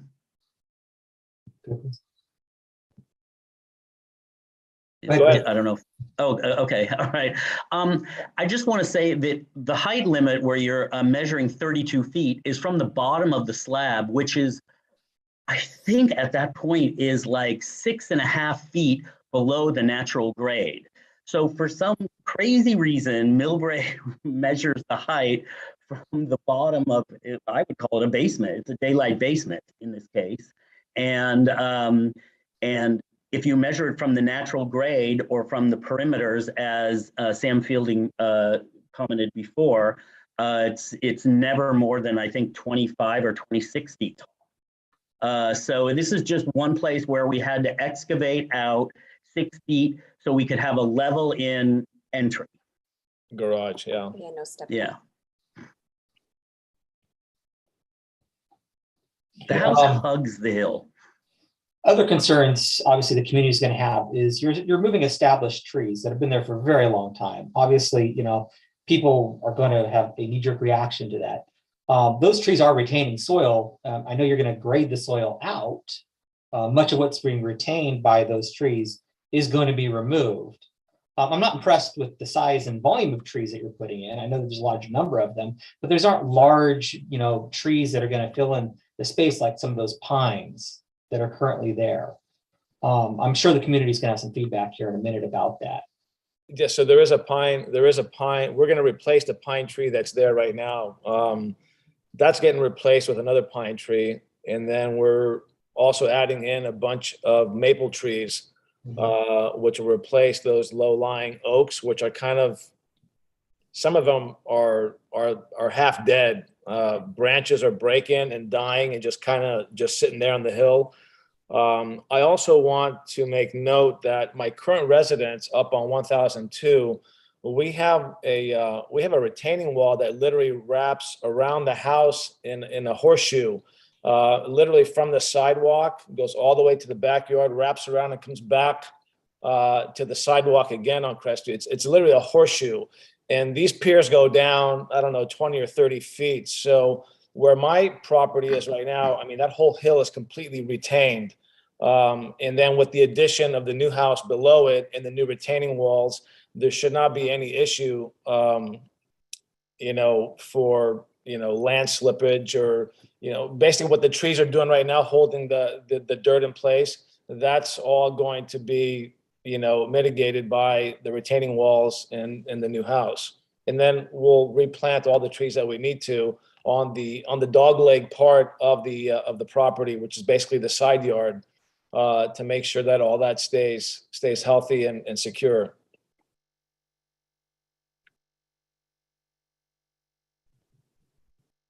I'd like to add also something on the height, if I can go back there for just a moment.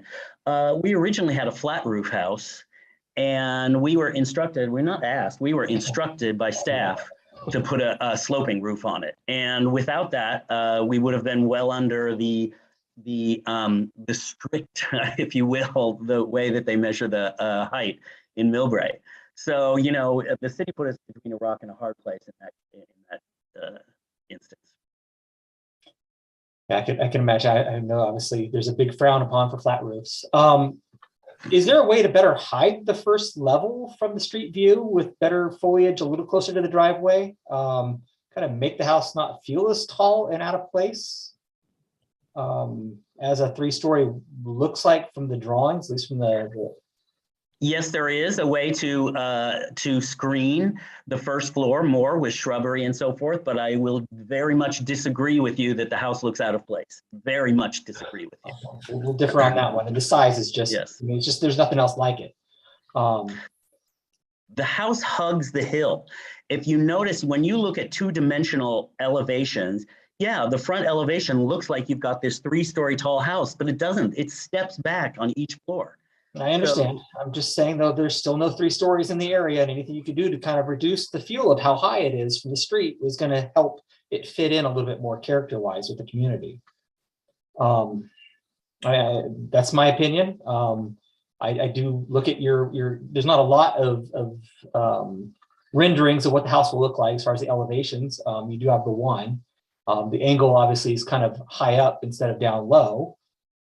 And of course, the balconies, do face towards the street as well.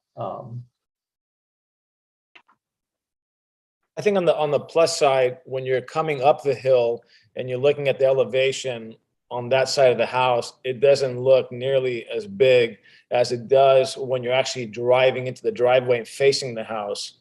So really, with traffic coming down the hill and going up the hill and looking at the profile of the house, in my opinion, it doesn't look so big unless you're actually standing in front of it and looking directly at it. If that helps. I agree with Billy. That is what the picture shows. It's really the only rendering we have. Yeah. There are 2 renderings, actually. Well, one's from the other side, from the hillside. Correct, yeah. That doesn't help us from the uphill on the drive up. I would have preferred to see your balconies on the north side of the house instead of all on the street facing side of the house. I just feel that, you know, it does create more intrusiveness on a neighborhood and you have a balcony overlooking at somebody else's home. That design, I know obviously you want the view of the bay is nicer on that side of the house than the other, but it does create a large overview presence in your neighborhood. And I think at this point, I'm willing to move on to let the public speak and come back. But I have some concerns, and I'm sure the public will have similar concerns. So I'll pass over.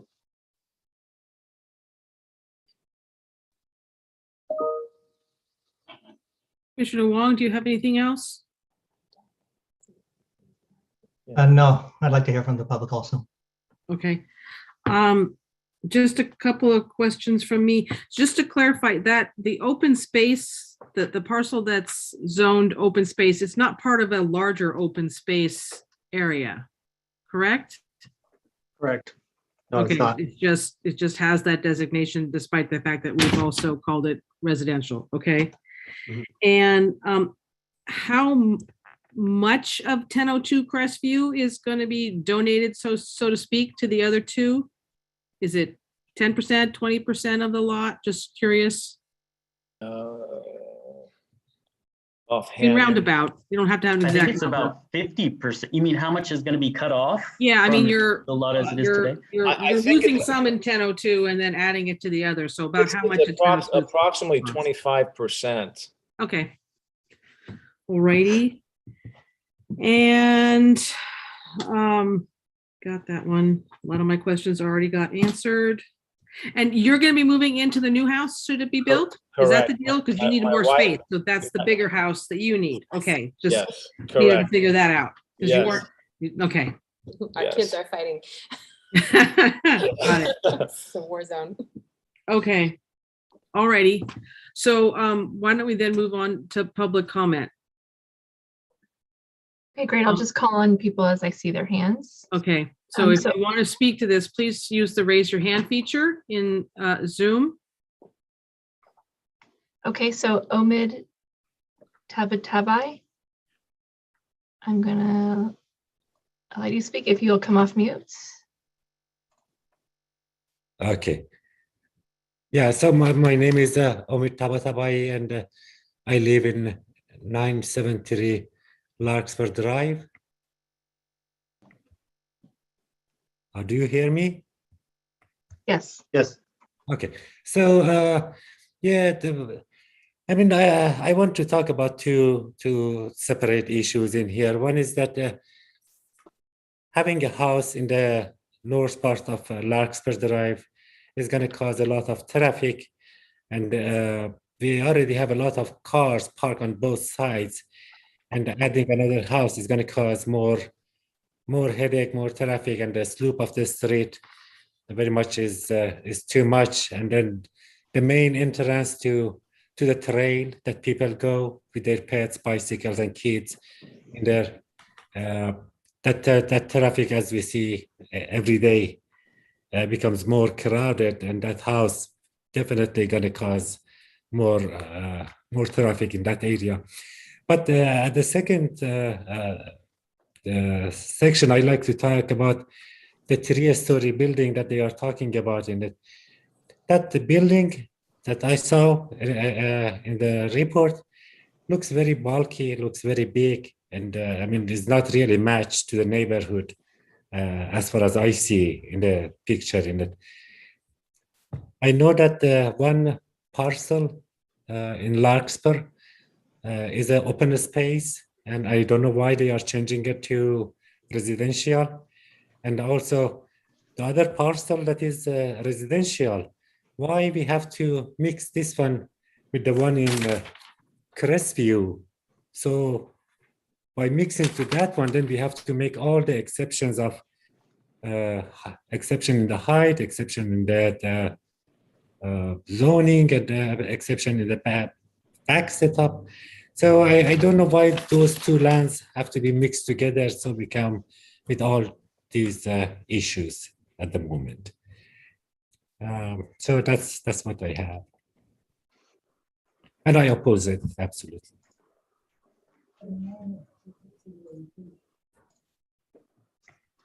Okay. Next is Chris Choi.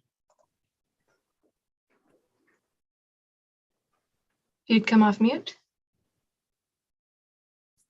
Hi, yes, can you hear me? Yes, thank you. Okay, yes. So going back to the safety topic, I guess that was brought up related to the stabilization. I guess can you talk a little bit more about how this proposed home can maybe, is there a chance it can lead to destabilization of the hillside? Has there been like an engineering feasibility study that's been developed, and has that been analyzed? Has it been developed to analyze the performance of this property along the hillside? Talking to any landslides and things like that. Can you? I know you guys touched on the geological technical report earlier, but can you kind of elaborate a little more details on how we can ensure that it's not going to be a potential landslide in the future, retaining walls, etc. Can you provide a little more detail there?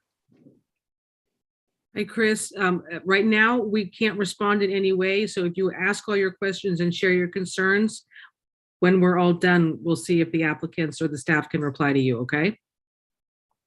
Okay. All right. So do you have more questions or concerns you want to share in you still got 2 minutes left. Yeah, I guess the other concerns was kind of touched earlier in terms of I guess the sheer mass or sheer size that was touched earlier, in terms of not quite fitting in the character of the neighborhood. So that was all touched earlier. Increased traffic, that was touched on as well. Main thing was destabilization of hillside. And those are the main comments I have there.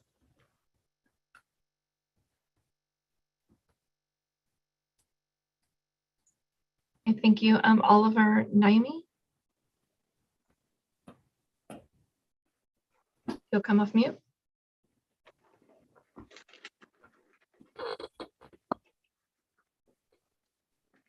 Oliver, are you there?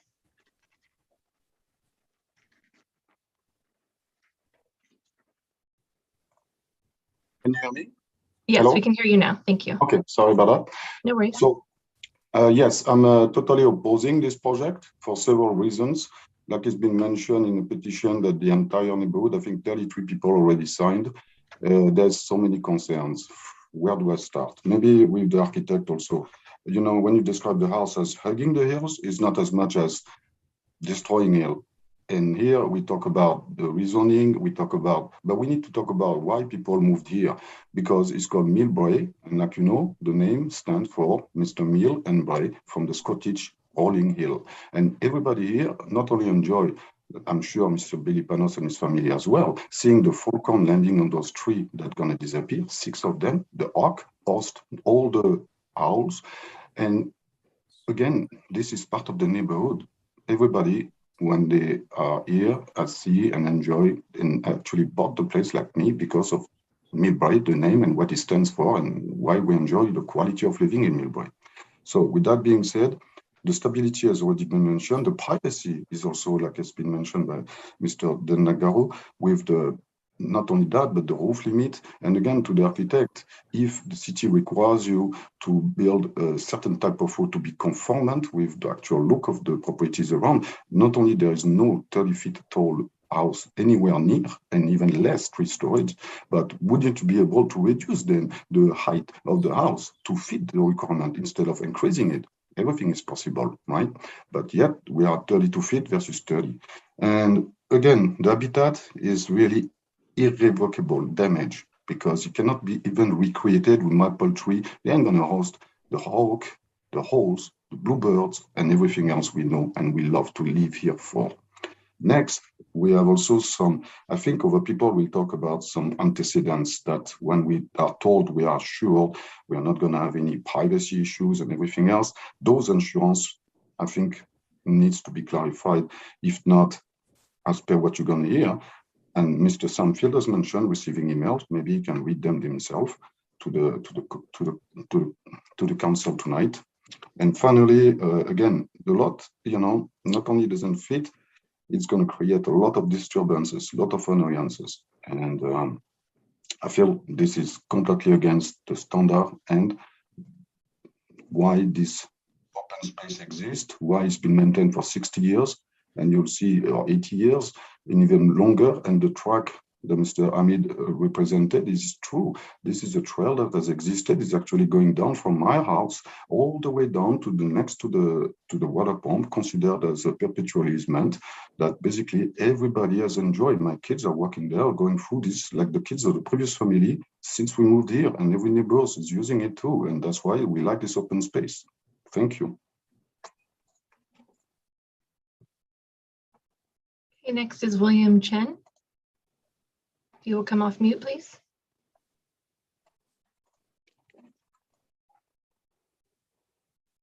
Hi, good evening. Can you hear me? Yes. Yes.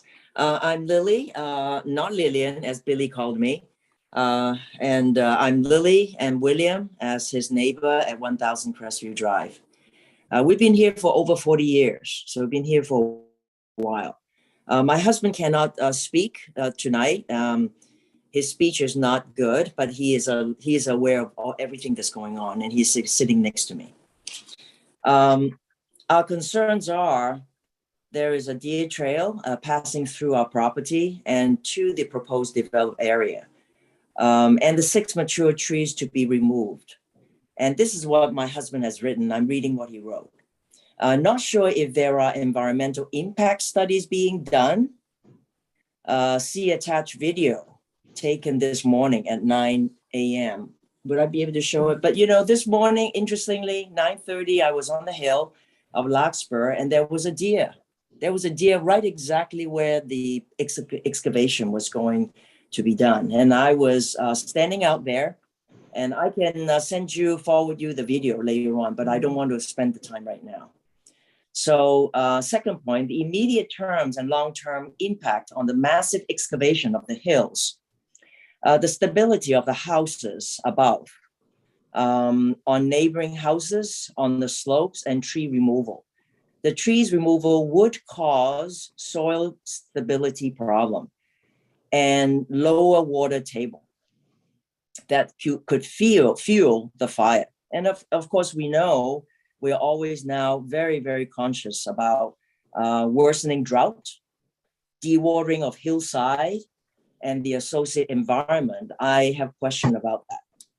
And if we can have some information on that, that'd be great to support what you're doing. That will not impact any problem like that. Our understanding is that the city waived some exceptions to accommodate the developer. Hope these major concerns are addressed. And my husband also wrote here, please see attached City of Millbury report. Subject is zoning map amendment. Questions here, my husband also wrote, why am I concerned? Or why are we concerned? The developer, Billy Banos, and us had an unpleasant experience. And that was the time when he first moved in. Our neighbor, Walt, previous to him, we built together a fence that we shared for 2 years. Billy came along and bought the property, and he wanted to allow the bobcat to come through so that he can do his renovation. So we allowed him, and we said, no problem. We welcome neighbors, and we want to welcome neighbors and have a good neighbor with good intention in mind. He removed. I'm sorry to interrupt. The 3 minutes is up. I don't know how long that story is going to tend to take. And ended up that it costs us $60,000 and also a lawsuit for 3 years. That's the bottom line.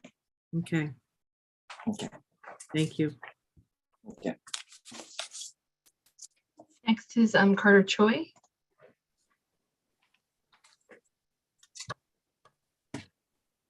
Hi, good evening. Can you hear me? Yes, thank you. Okay, great. Thank you. So first of all, I have nothing against the homeowners wanting to build a new house. I think that's in their right to do so. However, we do have an issue with the size of the house going in, which is totally uncharacteristic of the neighborhood on Larkspur Drive and even the immediate community, which is, Crestmore, Helen, Larkspur, whatnot. So what I do have an issue is that the city of Millbrae, I find, is extremely tone deaf in improving this monster house, which is a 3-story house. And like the commissioner said earlier, there's no other 3-story house in the immediate area. And for the city of Millbrae to allowing the design to get to this level, I'm extremely disappointed in that. I mean, all the homes in the community are only 2 stories and less than 2,500 square foot. And of course, there's nothing in that immediate area that looks like this type of house. Parking is really tough with more renters on Larkspur Drive.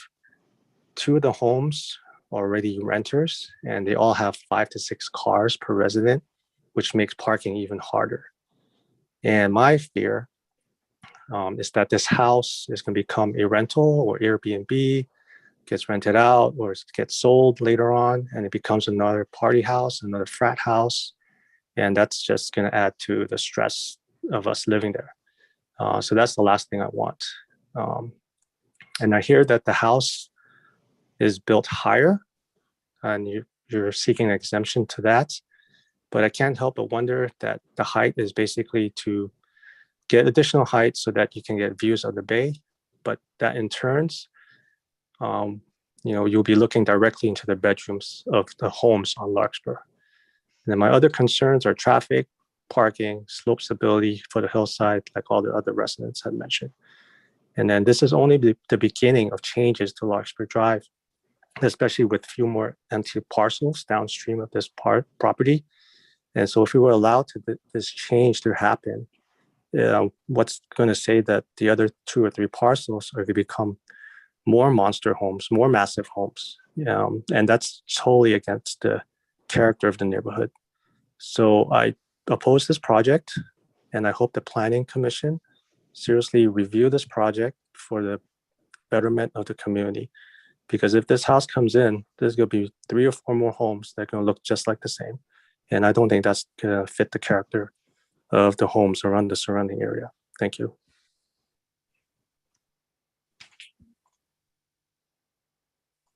Okay, John Hipley.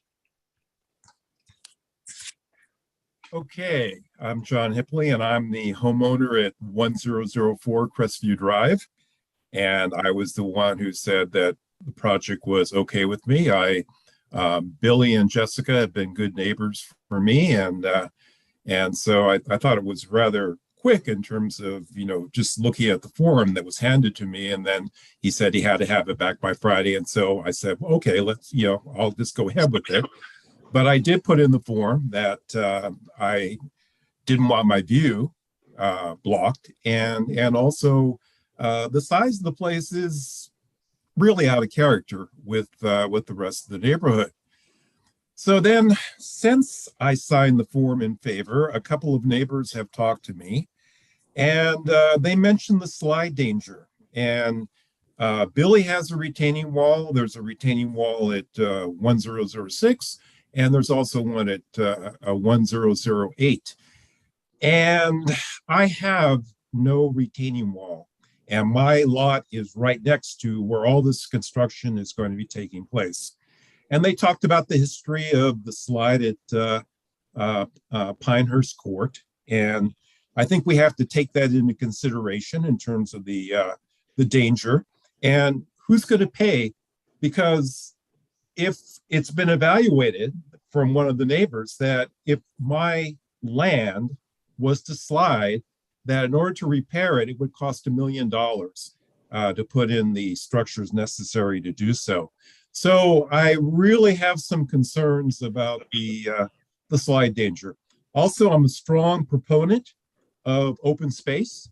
And as the speaker before me said, what's to prevent the other lots, including my own, from being switched from open space to R1? We could petition to have R1 and have the ingress and egress rights to those to the lots that we have. And as Mr. Troy said, then we'd have the whole hillside filled with homes. So in light of what I've heard from other neighbors, and even though I understand the need for additional housing and the fact that that Billy and Jessica need more room and their family's going to be moving in, I think this deserves a little more consideration before we just run the flag up the flagpole. So anyway, that's my concern, and I will leave it at that.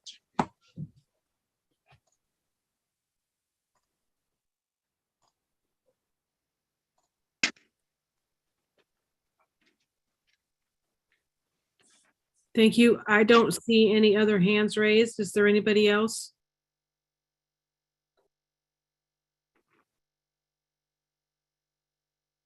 No? I've got my hand raised, but I'm not a member of the public, if that's what you're talking about. Well, not you right now.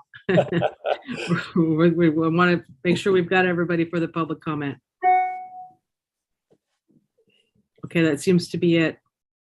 Do we want to close the public comment? Do we have a motion? I'll move to close public comment. Thank you. Second, Thank you. Votes? Commissioner Wong, yes. Commissioner Del Nagro, Yes. Vice Chair Davis. Yes. Thank you. Public comment is closed. Okay. Do the staff or applicants want to address anything that they heard from the public? I Chris, would you have like your to. hand already raised. You want to start? I can, and Billy, jump on if you want to add something to mine. So listen, a lot of people have, in fact, everybody mentioned as one of their main concerns, the slope stability.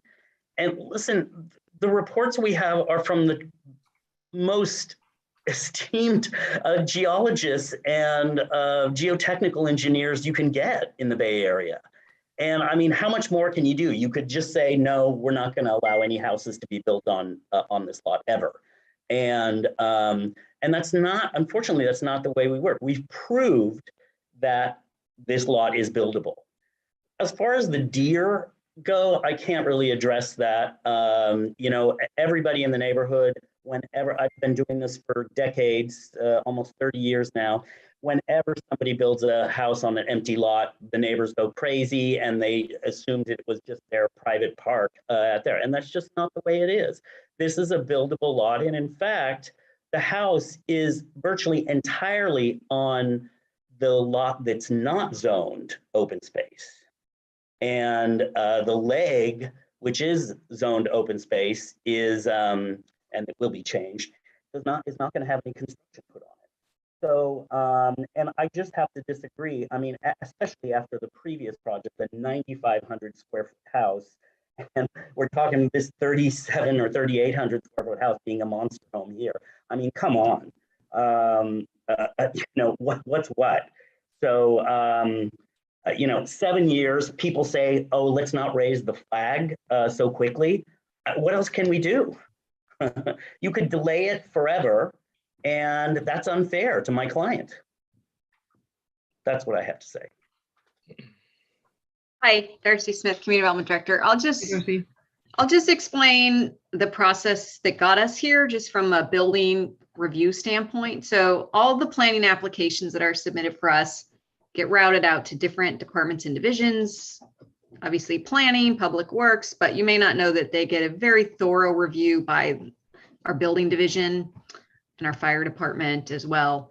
And our building division, as you know, is led by a chief building official who in our case is a very skilled structural engineer and has a lot of history experience, I think well over 30 years working on steep slopes.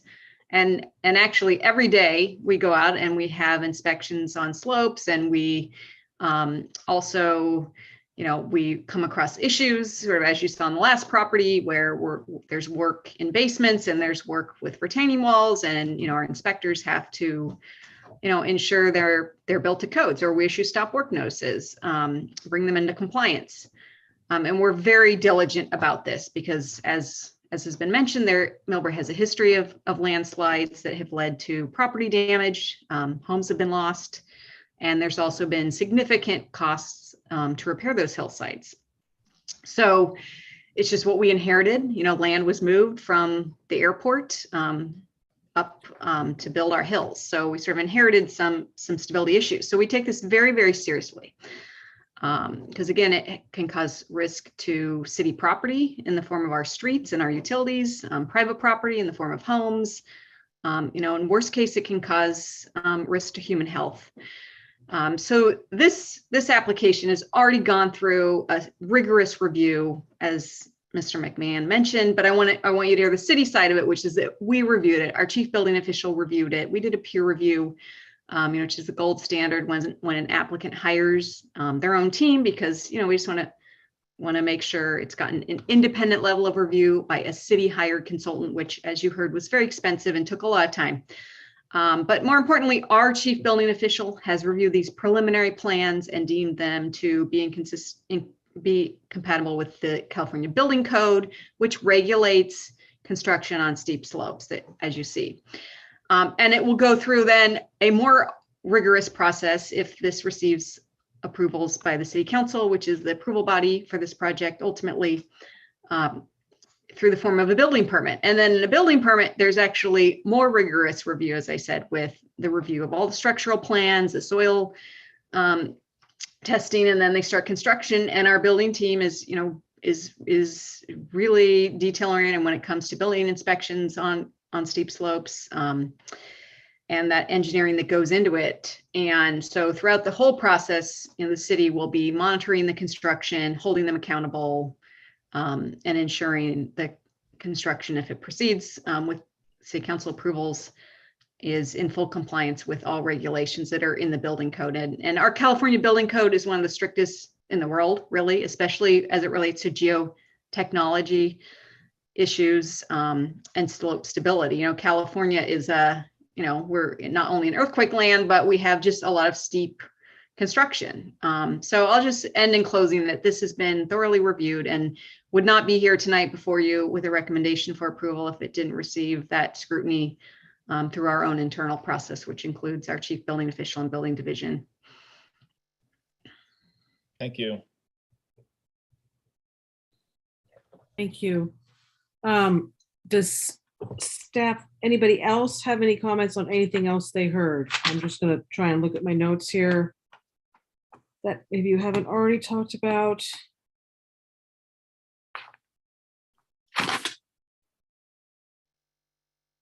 Does anybody want to talk a little bit more about the Arborist report? People asked about the trees being taken out. I don't have the report in front of me. Chris, do you have the report in front of you? Not here in Holland, sorry. no. Sam? Oh, Sam. Yes, I do have it. I can.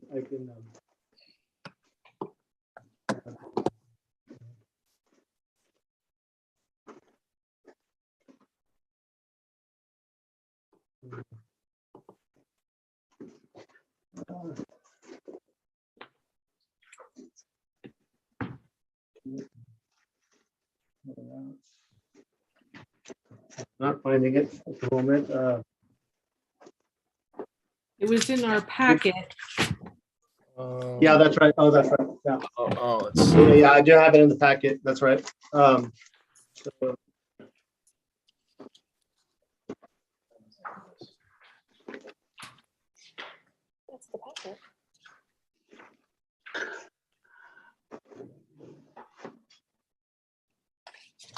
That's the packet.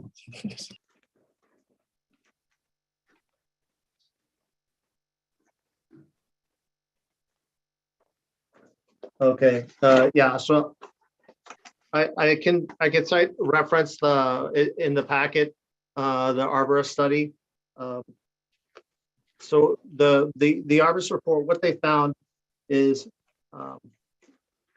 based on like their site review of the trees at the site. Most of the trees, he had the suggestion, the recommendation was that the form of the tree, due to the form of the tree, and based on it being on a steep incline, most of the trees he had determined were in poor health, and he felt that they should be removed prior to construction and that new species planted in a new location on the property. Described various trees. See, for the pine tree, the pine tree with the Italian stone pine, the tree appeared to be in fair health but had very poor form. The tree appeared to have recently been split in half, and half of the tree is laying on the ground. There are also some 3 coast live oaks that the determination by the arborist was that these trees were looking at a steep incline and were in poor form because of that. He felt that they'd be prone to failure in the prevailing winds, and being on the steep incline, the roots were more likely to fail, and that new trees could be planted in a more suitable location. That was basically his general conclusion, that due to the steepness of the slope, the trees were in very poor form, and that's why they were recommended to be removed. And then with the new landscaping plan, having new trees, plants, and ground cover planted at the site was recommended by the arborist. Thank you, Sam. Also, many people talked about open space. Can we pull up from the plans A3.2, the plat map? And can you show this project in context? And then see the general, basically that entire hillside. Okay. On the plans.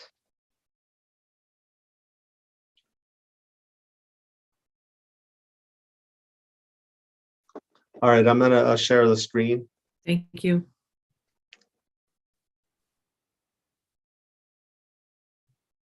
Are you seeing the plans? In a minute. Yes. Well, no, yeah. Can we see A3.2? Okay.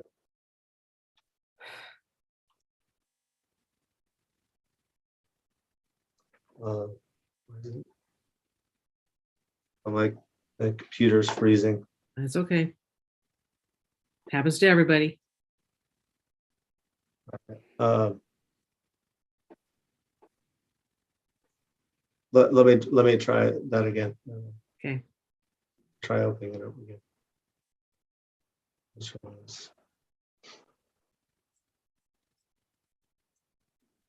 I'll try opening up again. Just give me a second here. Okay.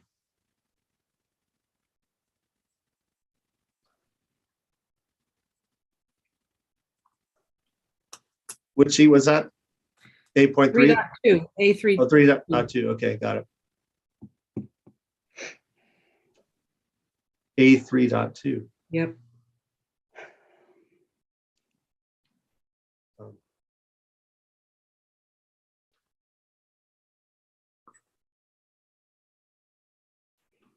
No. That's a section. So. One Yeah. page down, I think.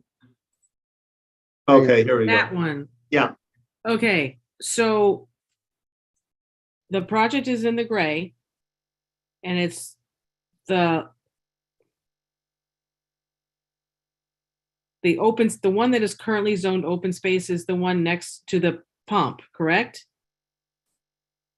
Right, that it's Okay. it's the one where the arrow is littler pointing. one, right Yeah. there. Okay. Right. And the This big is the gap, water the big pump gap station. of the hillside, but between the easternmost edges of the lots on Crestview and then the backside of the Pinehurst homes, that is, it looks like open space, it's wildland, it's just the hillside. But that isn't, what is that? That isn't even open space, right? Yeah, no, it is, that is the zoned open space. Okay, And that is zoned open space and designated as open space with the general plan. And there would be no residential uses permitted on that open space. got it. So all of It's that. not a permitted including- use. Including the Yeah. run there, Yeah. the run downhill from the pumping station. Sam and Roscoe, correct me if I'm wrong. My understanding from your previous slide is that the general plan allows for that parcel to be residential. So there's a discrepancy between the land use map and the general plan. Just for the parcel next to the pump station, the little Right. one on the uphill side. That's the one. That's So- owned open space and general plan residential.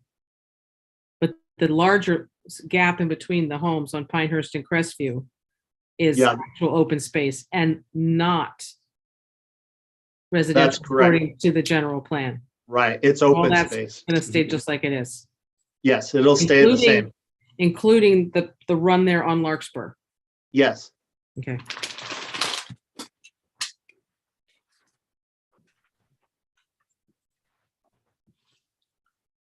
Okay. Can I ask a question before you leave this page? Sure. All the parcels that are parallel, that are kind of running next to 210, those are all parcels but not developed, is that correct? Mm-mm. Or are those the back sections of the parcels that are on Crestview? These are, these are the back sections of the parcels on Crestview. The Crestview parcels are very large, like long parcels. Very long, okay. But very long. Okay.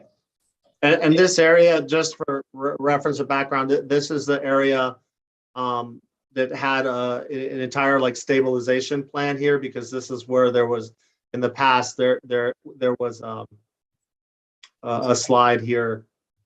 So this was all underwent remediation here. This is zoned open space. It will remain open space. It will not be changed. Okay.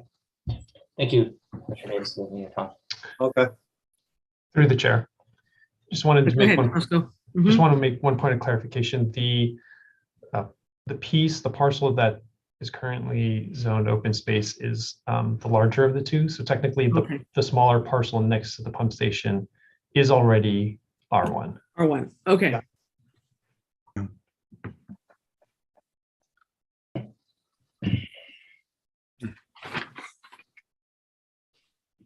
Alrighty.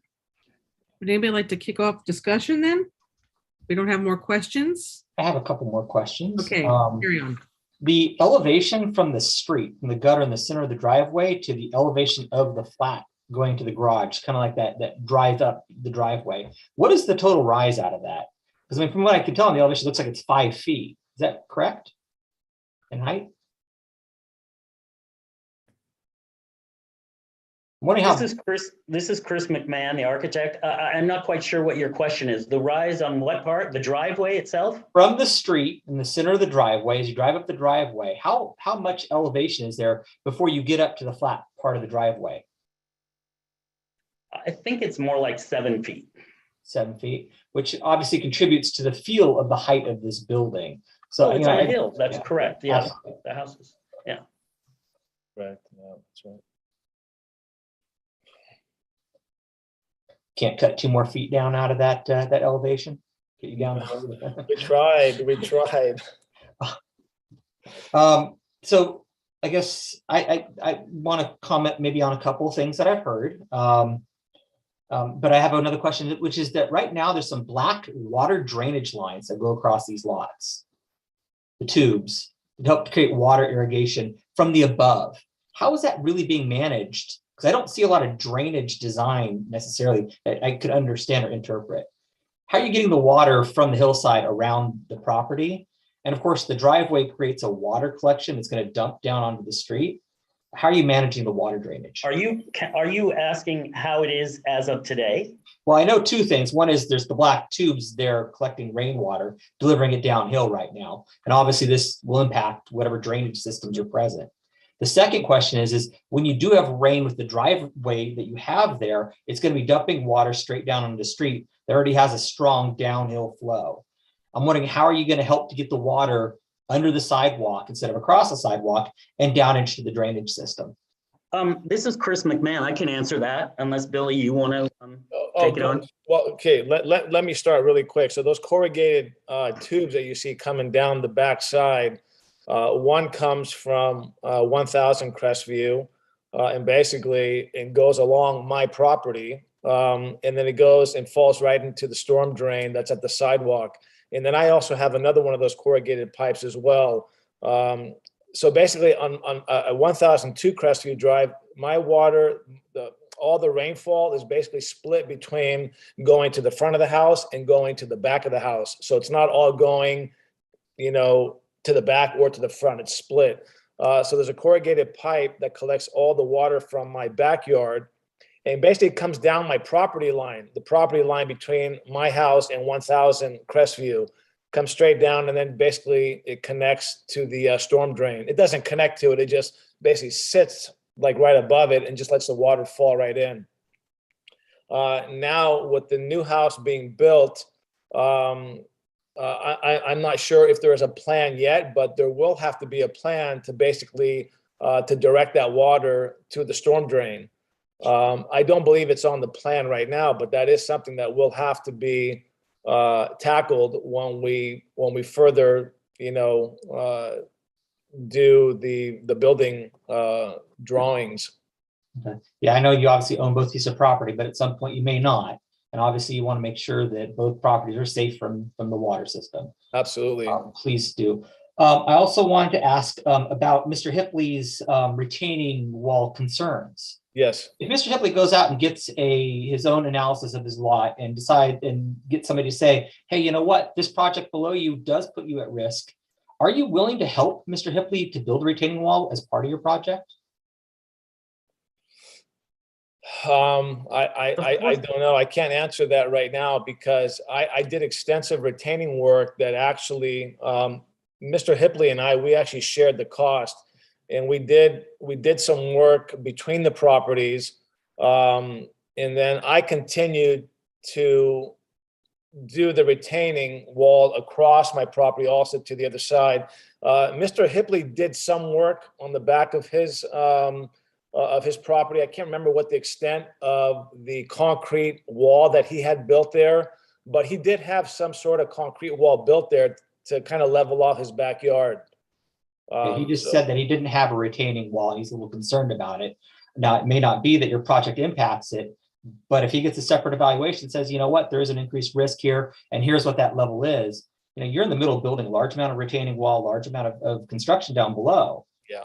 Would you consider participating in helping Mr. Hipley attenuate his concerns of his property's impact on your?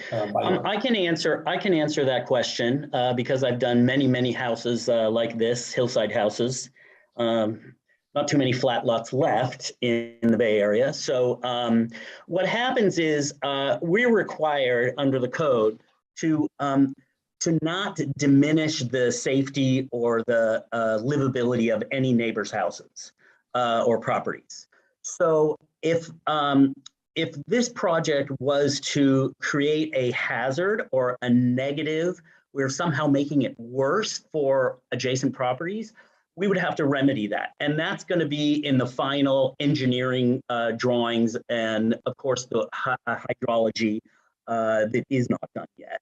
Exactly where the underground drains are going to go and area drains. And, of course, to mention the driveway, we don't want to have a massive amount of runoff into the street. Most cities don't even allow it anymore.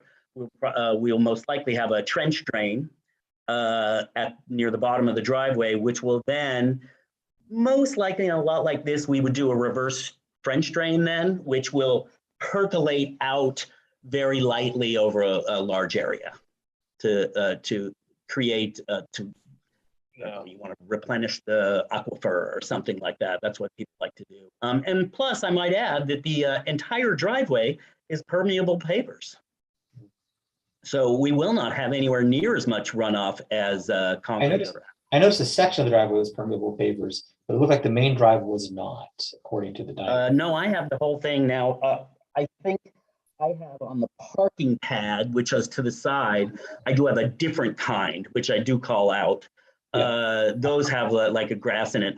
But the bricks, if you will, that are going to be on the main part of the driveway that gets the most traffic, those will have sand in between them. So the water will actually go down in between them. So you're guaranteeing that the paver system in the driveway will be permeable. That's good to know. Thank you. That's correct. Yes. All right. I would also implore that, this house, I will still say, Mr. McMahon, the other project has nothing to do with this house. That other project, none of the structure was visible from the street. It looks like a one-story building from the street. From the other side of the house, you can't even see it. So that other house project that was so big had no impact on the community from size perspective. This one does. They are very different. And to try to use the other project to maybe chastise decisions on size, this one's not appropriate. This structure does look very big, and I'm trying to see if there's some way that you could work to attenuate the mass size. Say, for example, framing the driveway with an extra maple a little closer up to the like high up on the hill, but closer to the parking area. Just kind of hide some of the first level. Yeah, we can. Absolutely. This is Chris again. We are quite open to adjusting the landscaping to accommodate this kind of thing. My point is do what you can, and I'd like to see some commitment to maybe planting another tree on both sides of the driveway to try and hide some of the first level. In doing so, you're going to make it impact visually on the community less. It's not about, let's say, the height, okay? And I can't speak for my client, but I would imagine he is too. Listen, we want to have a well-landscaped, beautiful house. I mean, that's all there is to it. Obviously, make them far enough away from the corner so that it doesn't impact you getting safely in and out of your driveway. And if you were to say you can condition the approval on that, I would say no problem, and that would be fine with me as the architect. You'll have to get the final approval, of course, from Bill. Oh, and that's fine with us as well. Absolutely. Okay, I'd like to add that obviously in because it will help. Obviously, you create another thing. I would argue to you is I live downhill over in the Meadows area, farther away from you do. But cars going up that hill are loud. Their engines are revving high. Anything you could do to create some space, vegetation-wise, between you and the street is to your advantage as well as it is to the community. To have less visibility of all three stories. Yes. And of course, that won't impact your view. Your three stories are high enough to be over those little trees that are there, the maples. Sure. We're, like I said, we're happy to do whatever it takes, any conditions you want to put in to kind of mitigate that mass. We're more than happy to do it. We're more than happy to do it. So thank you for that. I don't buy the traffic problem. There's a single family residence. I don't think it's dramatically impacting the traffic to the community. I've started the BPAC in Millbrae. I'm very much into safety for streets. Yes. I don't believe that a single driveway on this hill on that side is going to negatively impact the community from a traffic or safety perspective.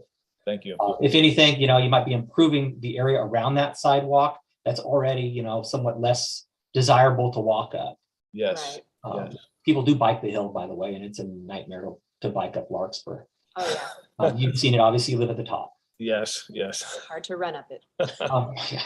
I think I might see kids going up it every day. Maybe so an kids do walk the bicycle. sidewalk. I'll pass off any current comments. I may have something else, but to another commissioner. Commissioner Wong? Yeah, I think I've pretty much made up my mind on this. The issue is that, there are lots there that are zoned for residential development with one smaller side lot that's marked open space. And so there's ability to build there. And then the question is what to build, what to allow to build. Will it meet code? Will it be in character with the neighborhood? And for that, I'd say that, this does require and ask for a lot of exceptions, FARs, setbacks.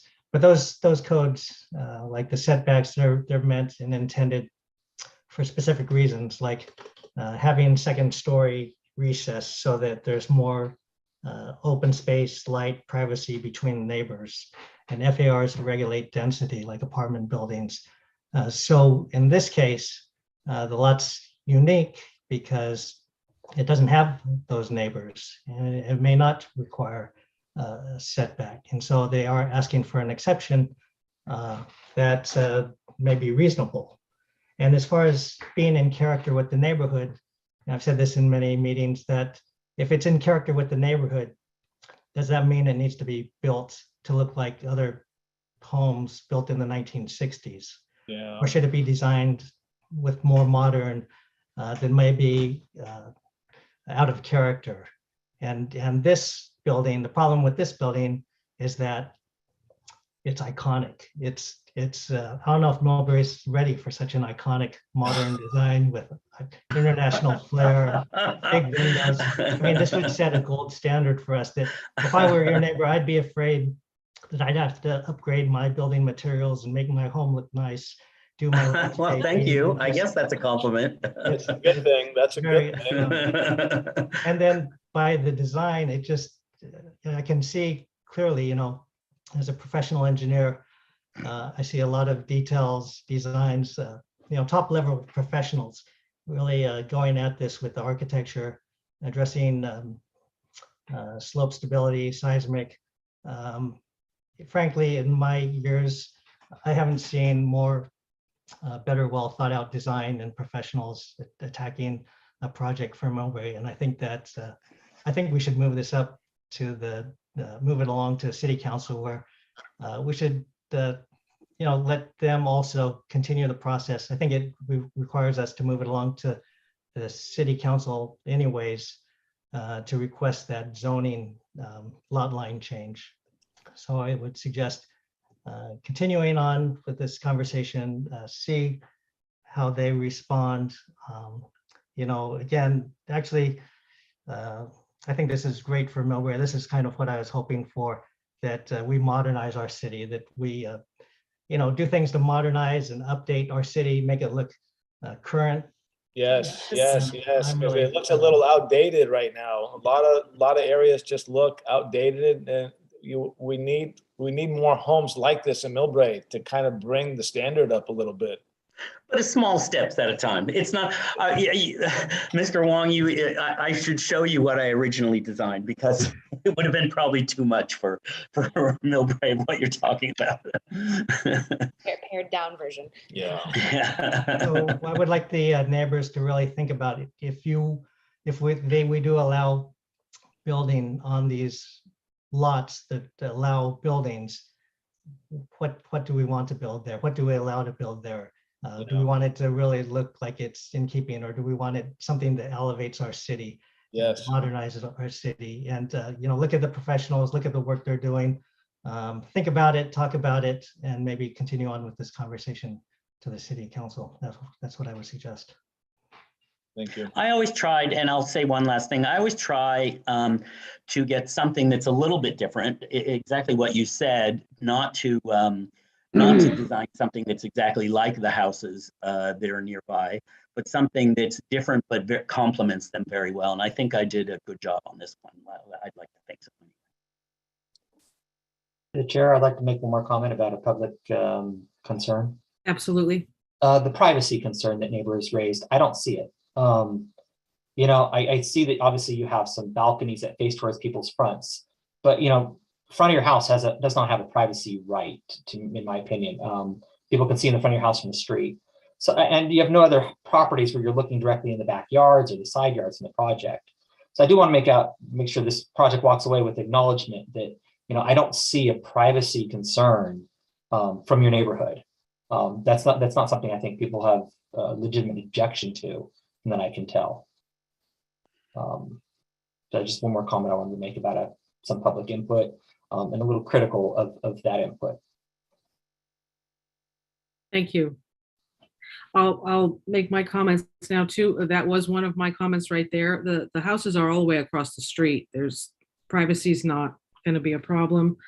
It sounds to me like the drainage and soil stability issues will be dealt with by the professionals as we move along and will be taken care of. I believe that the open space that most people are enjoying right now is actually the giant open space in between the homes on Crestview and Pinehurst. Yes. So that is going to remain. As for the height of the building, it is 3 stories, but somebody could build a 2-story home of 30 feet there. They're getting 3 stories into 32 feet. So, you know, it could still be 30 feet tall and only be 2 stories. So it's a little different. It sounds like it can be built safely. Teams of people have been working on this for up to 7 years. So I think it's probably pretty well thought out. And I'm ready to move it on as well. So what motion do we need at this point, Maureen? Are you moving it to council as a motion? Yeah, ours is a resolution to recommend to the council. Is that right? And there's 2 resolutions. 2 resolutions, and without objection, you could vote on both with a single roll call. Okay. I guess I'd like to make the motion to move forward with the contingencies that we discussed about maybe helping a couple more trees to frame the driveway and decrease visualization of the first floor. Please do put them far enough back from the street so they don't impede your ability to see up and down the street when you pull out of your driveway. And also to make sure, obviously, that the drainage work is appropriate for the project as you move forward. I would second that. So that'll be added to the conditions of approval. Yes. We can do that on the way to the council.